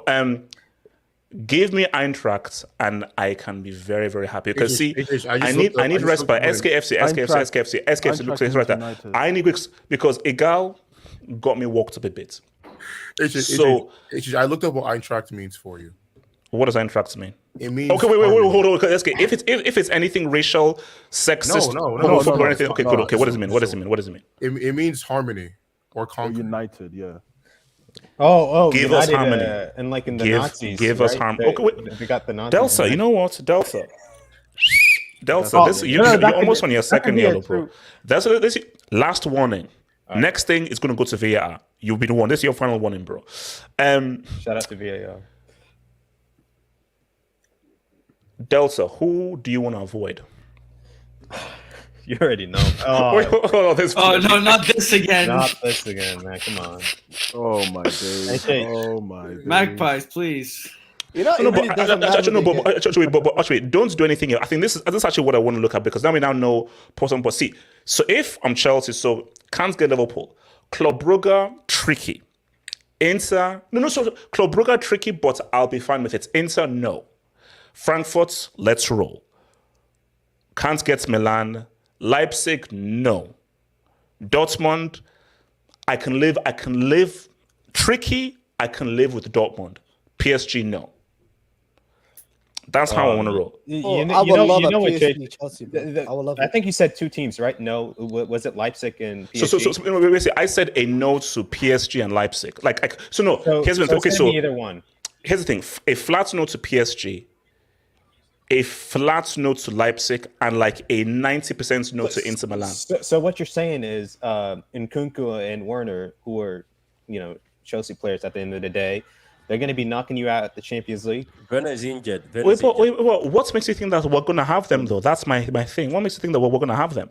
So, actually, because I've got... So, Jamal, I'm going to bring you in. Let me just go to Osasuna now. So, Osasuna, as a Real Madrid fan, who do you want to get? Who do you want to avoid? Or because you're the illegitimate defending champions, do you want to take it anyone? Whoa. Illegitimate. With the legitimate champions. Osasuna, who do you want? Who do you not want in post 2? Definitely the least preferable option is going to be PSG. That's not going to be, I'd rather not get them. Not that I'm afraid of them. Are you really a Real Madrid fan, bro? Do you really can also not talk in peace, man. Yes, why are you talking scared, bro? Come on, man. That's what I'm saying. I'm not scared of them. I'm just saying they're the least preferable. I still think that we would beat them. I think that we can beat anyone that we can face, actually. Liverpool is easy pickings. Club Brugge is, I don't think we would struggle against them. Inter, every time we play against Inter in the Champions League, we win. Frankfurt, we already played them this season. Like, why are there so many teams we can play against? Oh, right, because there are no Spanish teams, right? That's why. Yes. Milan, Dortmund, they're all teams that are very beatable. I don't really need. That's true. That's a good point because apart from Leipzig, Real can't face any other team in pot 2. Yeah, I mean it's fine. I'm just looking forward to it. Seeing Chelsea draw PSG. That's really the thing I'm looking forward to. Wait. Okay, hold on. Okay, wait a minute. Why do you know someone on the inside in UEFA as to have an inside info as to we're going to get PSG? Or how do you know we're going to get PSG? Because your owner is not Bram. Osasuna, we just lost to Arsenal and had to put Egal back in his place. So Osasuna, I need the ball needs to balance. The life needs to balance itself. So with the negative of losing to Arsenal, I need the positive of getting Frankfurt. No, so do you understand what I'm saying? You need the positive of getting PSG, right? Like, how is that a positive? You said bring on anyone, right? So you think I never said that. No, Osasuna, I never said that. You actually did. Osasuna, I said that we want to grow. No, Osasuna, by the semis, bring on anyone. By the semis, bring give me a worst. But right now, let's build. Let's build in confidence because we are about to. What are you going to build? What are you going to build towards? A quarterfinal exit? You're so screwed, by the way. Yeah. Osasuna's right. I just looked it up. You guys have Man City in the EFL Cup. So that means that brown paper bag is not going through for the draws, HH. Okay, hold up. SKFC, who do you want and who do you want to avoid? Chelsea are screwed. Yes. SKFC. Who do you want and who do you want to avoid? SKFC going once, going twice, going thrice. Jamal, talk to me. Can I speak on this, HH? Okay. Let me come to Jamal and then I'll come to you, Patrick. So Jamal, who do you want and who do you want to avoid in pot 1? Yeah, I want Porto. I wouldn't mind Benfica.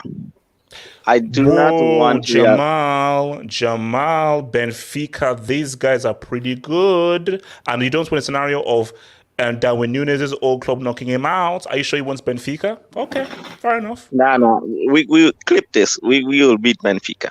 Okay, I will clip that right now. Okay, let me clip that. Yeah, and Porto. I need to see Porto coming out tomorrow, man. But guys, you always face Porto. Always. Yeah, that's why. Guys, I don't want to see it. If I see a Real Madrid, self-harm. I'm telling you, I'm sick of Real Madrid. These guys always beat us, man. I don't want to see that again. Always. So the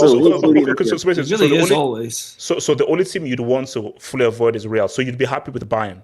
Nah. I don't want Bayern as well. I don't want Bayern as well. Mane would take that personally. Bro, I'm telling you, Mane, he's settled his debts. He does. You know that. He's going to settle his debt. You know, I don't want Bayern, but give them Porto. Yeah, I don't want Bayern, but if we get Bayern, fair, because their defense, that Upamecano brother, he is very shaky, and Bayern defense is leaky.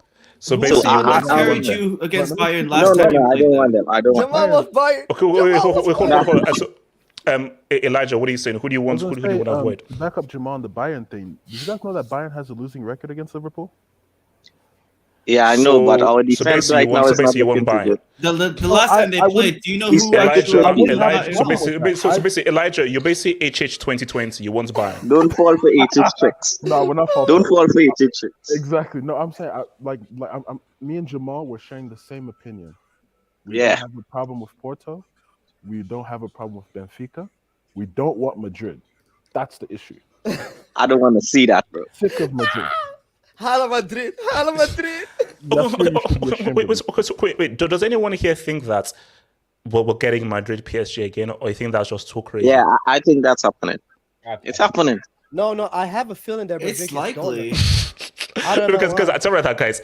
If I see Chelsea PSG, man, I'm getting a samurai sword. It's gonna happen because Bram used to prepare funds. Put it this way: if I see Chelsea PSG, I'm Todd Bowley has to be sacked. Actually, I'm going to sack Todd. It won't be Chelsea PSG. It will probably be Chelsea Inter, and it'll be Lukaku that will knock you out. Yo, no, relax, bro. That's Chelsea Leipzig and fucking Timo Werner rocks them out. Wait, do you guys know who's going to do the draw tomorrow? Because if I see any former Chelsea players, I'm saying. Can I speak on this? Delta, talk to me. Delta. I mean, what if Madrid gets taken out again? I don't care about Madrid, man. Seriously, I don't. You know, to be the best, you have to be the best. Delta, yeah, 0 champions. Let me just think for a second. No, but you're not to an extent. Okay. There's only one team that I'm fearful of, and it's really Manchester City. The draw is gonna be at 6 a.m, somewhere around that. So it's gonna be early morning. I'm not fucking waking my ass up, you know. I mean, that's cool because for me, just based off content, I need to do the whole live reaction and the whole YouTube thing. But basically, by the time you wake up, you'll know. By the time you wake up, you'll see Chelsea PSG. We need to see that. But if I wake up and see Man City against PSG, HH, you're gonna be seeing me on the news. You're not. Delta. You're in yellow. Delta in yellow. Don't say anything to limit yourself. What you're gonna do? Can someone speak? Let's J2S. Which J2S? Okay, let me start meeting guys. So J2S, what's fixture? What do you think is going to be the big fixture? The big one that's going to really shock people. Can you put the table? Okay, yeah, sorry. I think Man City PSG. Nah, City, it won't happen. Yeah. Apple never got that hard. I don't think you know how this works. City never gets a tough team. You said unrealistic. Like it would. No, if Man City and PSG ever would be surprised. it would be like, well, because Man City would probably gonna get what, Leipzig or Club Brugge. Milan. Dude, They're gonna get Club they're gonna Brugge. get Club Brugge.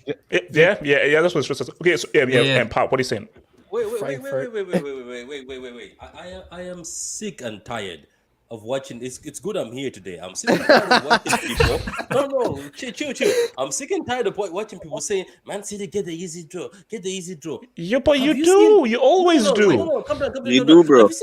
Have you seen the draws that Liverpool, Chelsea get in this knockout stage? They get easy peasy draws, and it's just quiet. Patrick, Patrick, I really couldn't sit down and say that for the past 3 or 4 seasons, apart from maybe 1 year, City have had easy groups and easy knockouts until let's say like the semis. Let me ask you a question, HH. How did Liverpool get to the final last season? That is true. That's true. Villarreal. We won our group. They did. No, but what? We're supposed to get Bayern. Wait, Patrick. Hold on. Wait, Patrick. Wait, Patrick. Let Patrick land. Patrick. Last question. How many times have Liverpool drawn Porto? How many times? That's true. Jamal and Elijah. That is true. That is true. And Jamal, why did you say Porto? Because you and them have a love affair. This is a fact. Very quickly. It wasn't our fault that how Bayern beat Villarreal. We're supposed to get Bayern in the semis, but Bayern lost to Villarreal. Well, you paid the ref. Villarreal just. You paid the ref. And also, to be fair, since Patrick, when you guys have had easy draws in yourself, you haven't beaten those teams. You didn't beat Leon. Yeah. Remember when they lost? Remember they lost to a 17-year-old. Do you know what my question is? My beef is, yes, we didn't beat them, but people get the same easy draws and it's just silent and they just say, "Oh, that is true."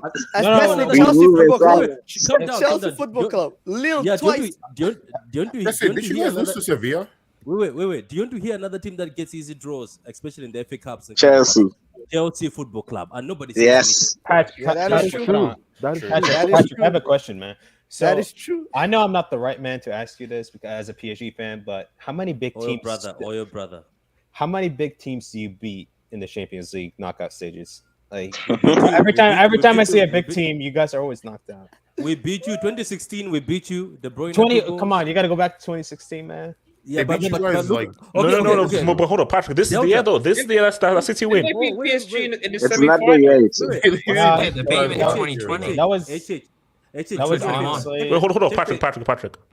Do the head-to-head of Madrid City. Do the head-to-head of PSG City. Look at the PSG one. We've slapped these guys. I'm not gonna. Wait, hold on. SK, Chelsea fan. Who do you want to avoid? Who are you happy to get? So in terms of who I want to avoid, I want to avoid like obviously PSG, big one.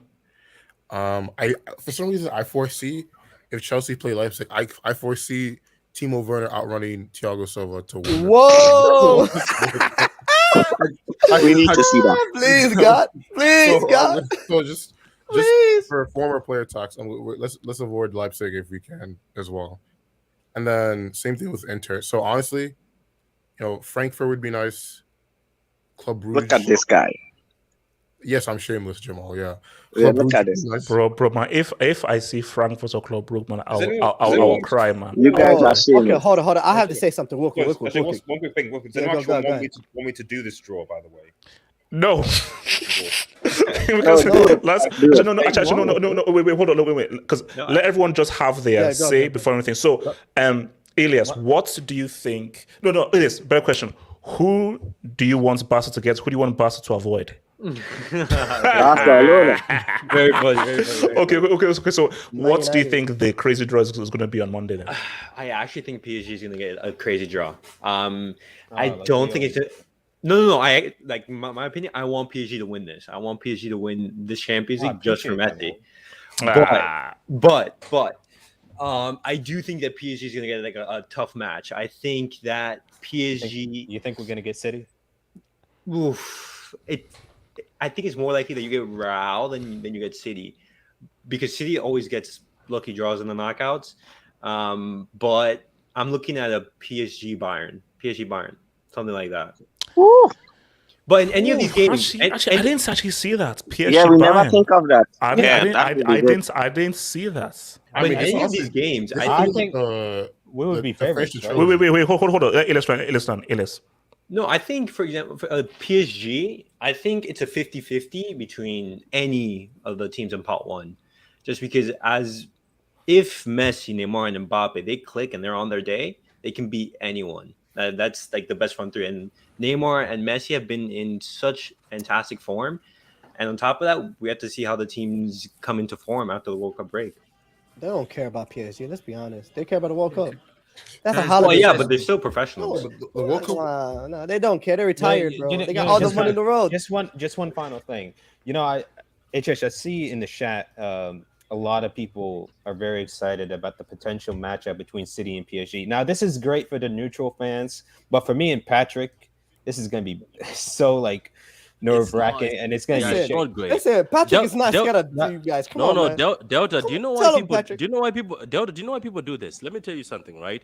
And I'm going to tell you as a oil brother or new money brother.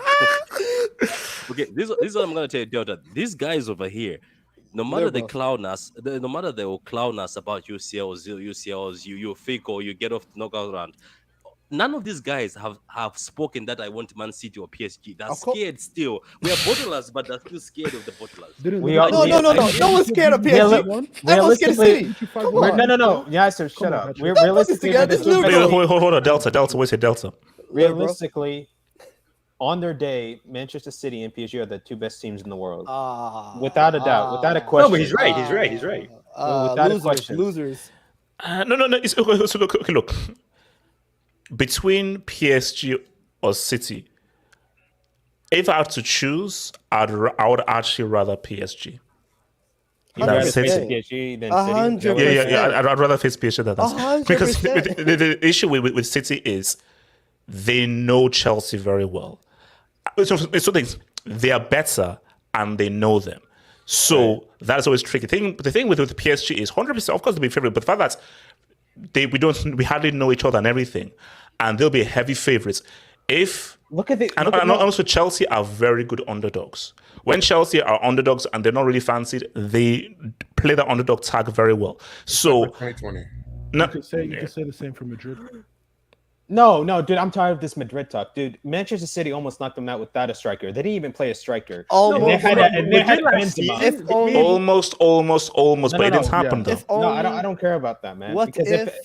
No, seriously, Madrid are so overrated. Trust me, they're not going to win it again. Wait, Madrid dominated every single game. They never dominated a game. And they still win. But they had control. Wait, hold on. Wait. SKFC, if they announced Chelsea and PSG, what would your reaction be? Would you be like, "Oh, what was screwed," or would you be like, "Have hope"?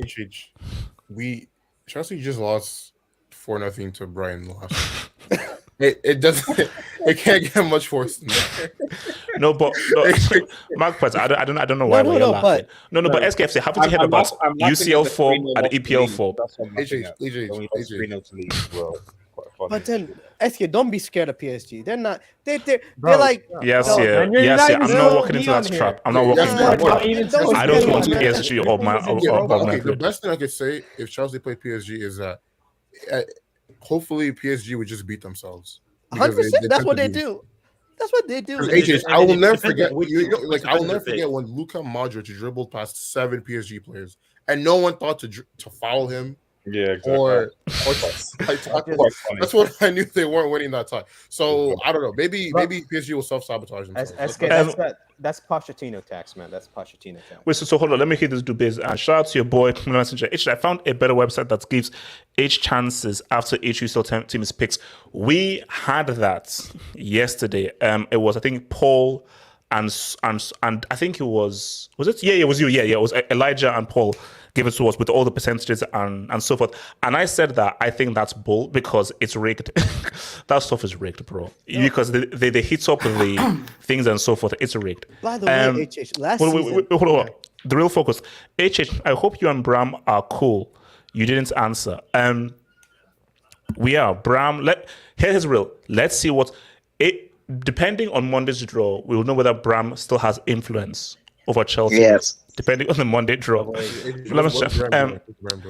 Okay, cool. I'll view that then. Wait. Let me just see this. So Jay Jokin, hopefully City gets LSG and we get a Messi roast.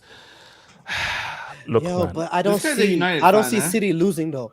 I don't see City losing. No, City will beat PSG. That's what I'm saying. HH, not next Sunday. The Sunday, guys. Literally 2 Sundays time. True. We're here because I thought that it was actually 2 weeks after. So it's literally 2 weeks from Sunday. We are literally right there, man. I'm actually going to be going to the World Cup and like seeing the games. No way. Elias, no stop. way. Elias, wait, hold up. Okay, first of all, Elias, where are you based? In America? Yeah, I'm in Miami. No way. That's crazy. Actually, I'll say I actually plan to come to Miami next summer because I know a few friends in Miami, so I'll probably also look Miami Beach. Those Latinos, I've heard about that. So, okay, first of all, how are you going to the World Cup? How and why? It's Messi's last World Cup. Argentina has a great chance of winning it. I'm going just to see them. So you're a billionaire. Wait. But do you have tickets though? Do you have tickets? I do. I bought all the group games tickets for Argentina. Woo! Yeah. You're a billionaire, man. So you're not going to be supporting us? No. But do you know what they said though? They said that the fastest selling tickets are Argentina's group games. Those are the tickets that went the quickest, man. I don't know about that. I mean, that sounds like propaganda, Messi propaganda. But come on, it's what the Ronaldo thing will go through after the guys dropping it. That's come on, bro. Before I forget, let me say something. I'm not gonna lie to you. That was the most funniest, hilarious thing that happened last season during the draw. In my lifetime of watching the draw, I've never seen that happen. Getting nil twice. No, I know. I don't know how they messed up. The way they messed up, I was like, wait. They started to mess up. And then they ended up saying, "Oh no, United cannot get Villarreal. They had to do the draw again." It was crazy. But that proves the rigged point. That's what I'm saying. But you know what's so weird? Like the closest I came to, and it's so stupid. Like, okay, I don't go into anything because I used to live in. I used to live in Geneva, in between '96 and '98. What was in '98? France World Cup. Which country is literally right next to France? Switzerland. But for some reason, due to some complications, like literally, I could have easily just gone to the World Cup, but for some reason, I didn't go. So that was the closest I came to going, man. But, bro, I mean, it's like, man, it's like the closer it comes, man, that World Cup is going to be pop. The World Cup's coming to America. I'm so happy, bro. Yeah. 2026 will be crazy. USA. Oh, no. What he meant is the 2022 World Cup is coming to America. That's what he meant. Delta, America not make it to the freaking group. We are. Delta, you never know. I don't know, man. No, it's going to be England and Iran, man. Okay, so Suleiman, what's crazy UCL draw are we gonna have before we round off, bro? What's up, Suleiman? Yo, how's it going yesterday? I honestly want to see Madrid PSG again, man. I don't want again. No one wants to see that. I want to see it again, bro. Like that's a point. I want to see what like this whole saga with Mbappe that last season and how it ended. I want to see what the reaction. Him like that. It's like remember. Wait, hold on. Are you like a masochist or something? Or like that? Because someone, what's gonna happen in Qatar. These guys, there's gonna be an imploding. Like Mbappe is gonna be caught in bed with Rabiot's mom and so forth. There's gonna be a whole massive scandal. And the transgender, And I want to see Chelsea finally get a strong team, not Lille twice. I want to see them get a competent team as well, so they can. Chelsea are going to make top 4 this season, so they're going to get knocked out of the. But Soma, what if we get to the Frank? What if we get the Frank? What if we get Brugge? Even if you got Frankfurt, they could still do some damage. Frankfurt are not bad. I was going to say something, but after the let me not be very. No. What are you going to say? With chess. So basically, if I'm going to just try hard not to react if we get Frankfurt. So if it's Chelsea, I'm like, okay. No, you're not going to celebrate it. No. So that's what I'm going to because inside I'll be jumping, but because if I celebrate, I get clipped. We lose to Frankfurt, and that's now the clip that runs for the rest of the year. So Lille. That's impossible. You know how lucky that is? Guys, I shall be on live on Twitch for the draw for my live reaction. Join me on Twitch live for that thing, and afterwards we'll be on YouTube for the reaction. What do you want from me? Yeah, what do you want from me? Before you leave, what is your dream draw? Well, what is a draw that you like? You want bad, like, you know? Yes, here's my dream. My dream draw is for those bomb-ass super pigeons to make it into the World Cup. I'll see you guys on the mall. Peace out. Peace out.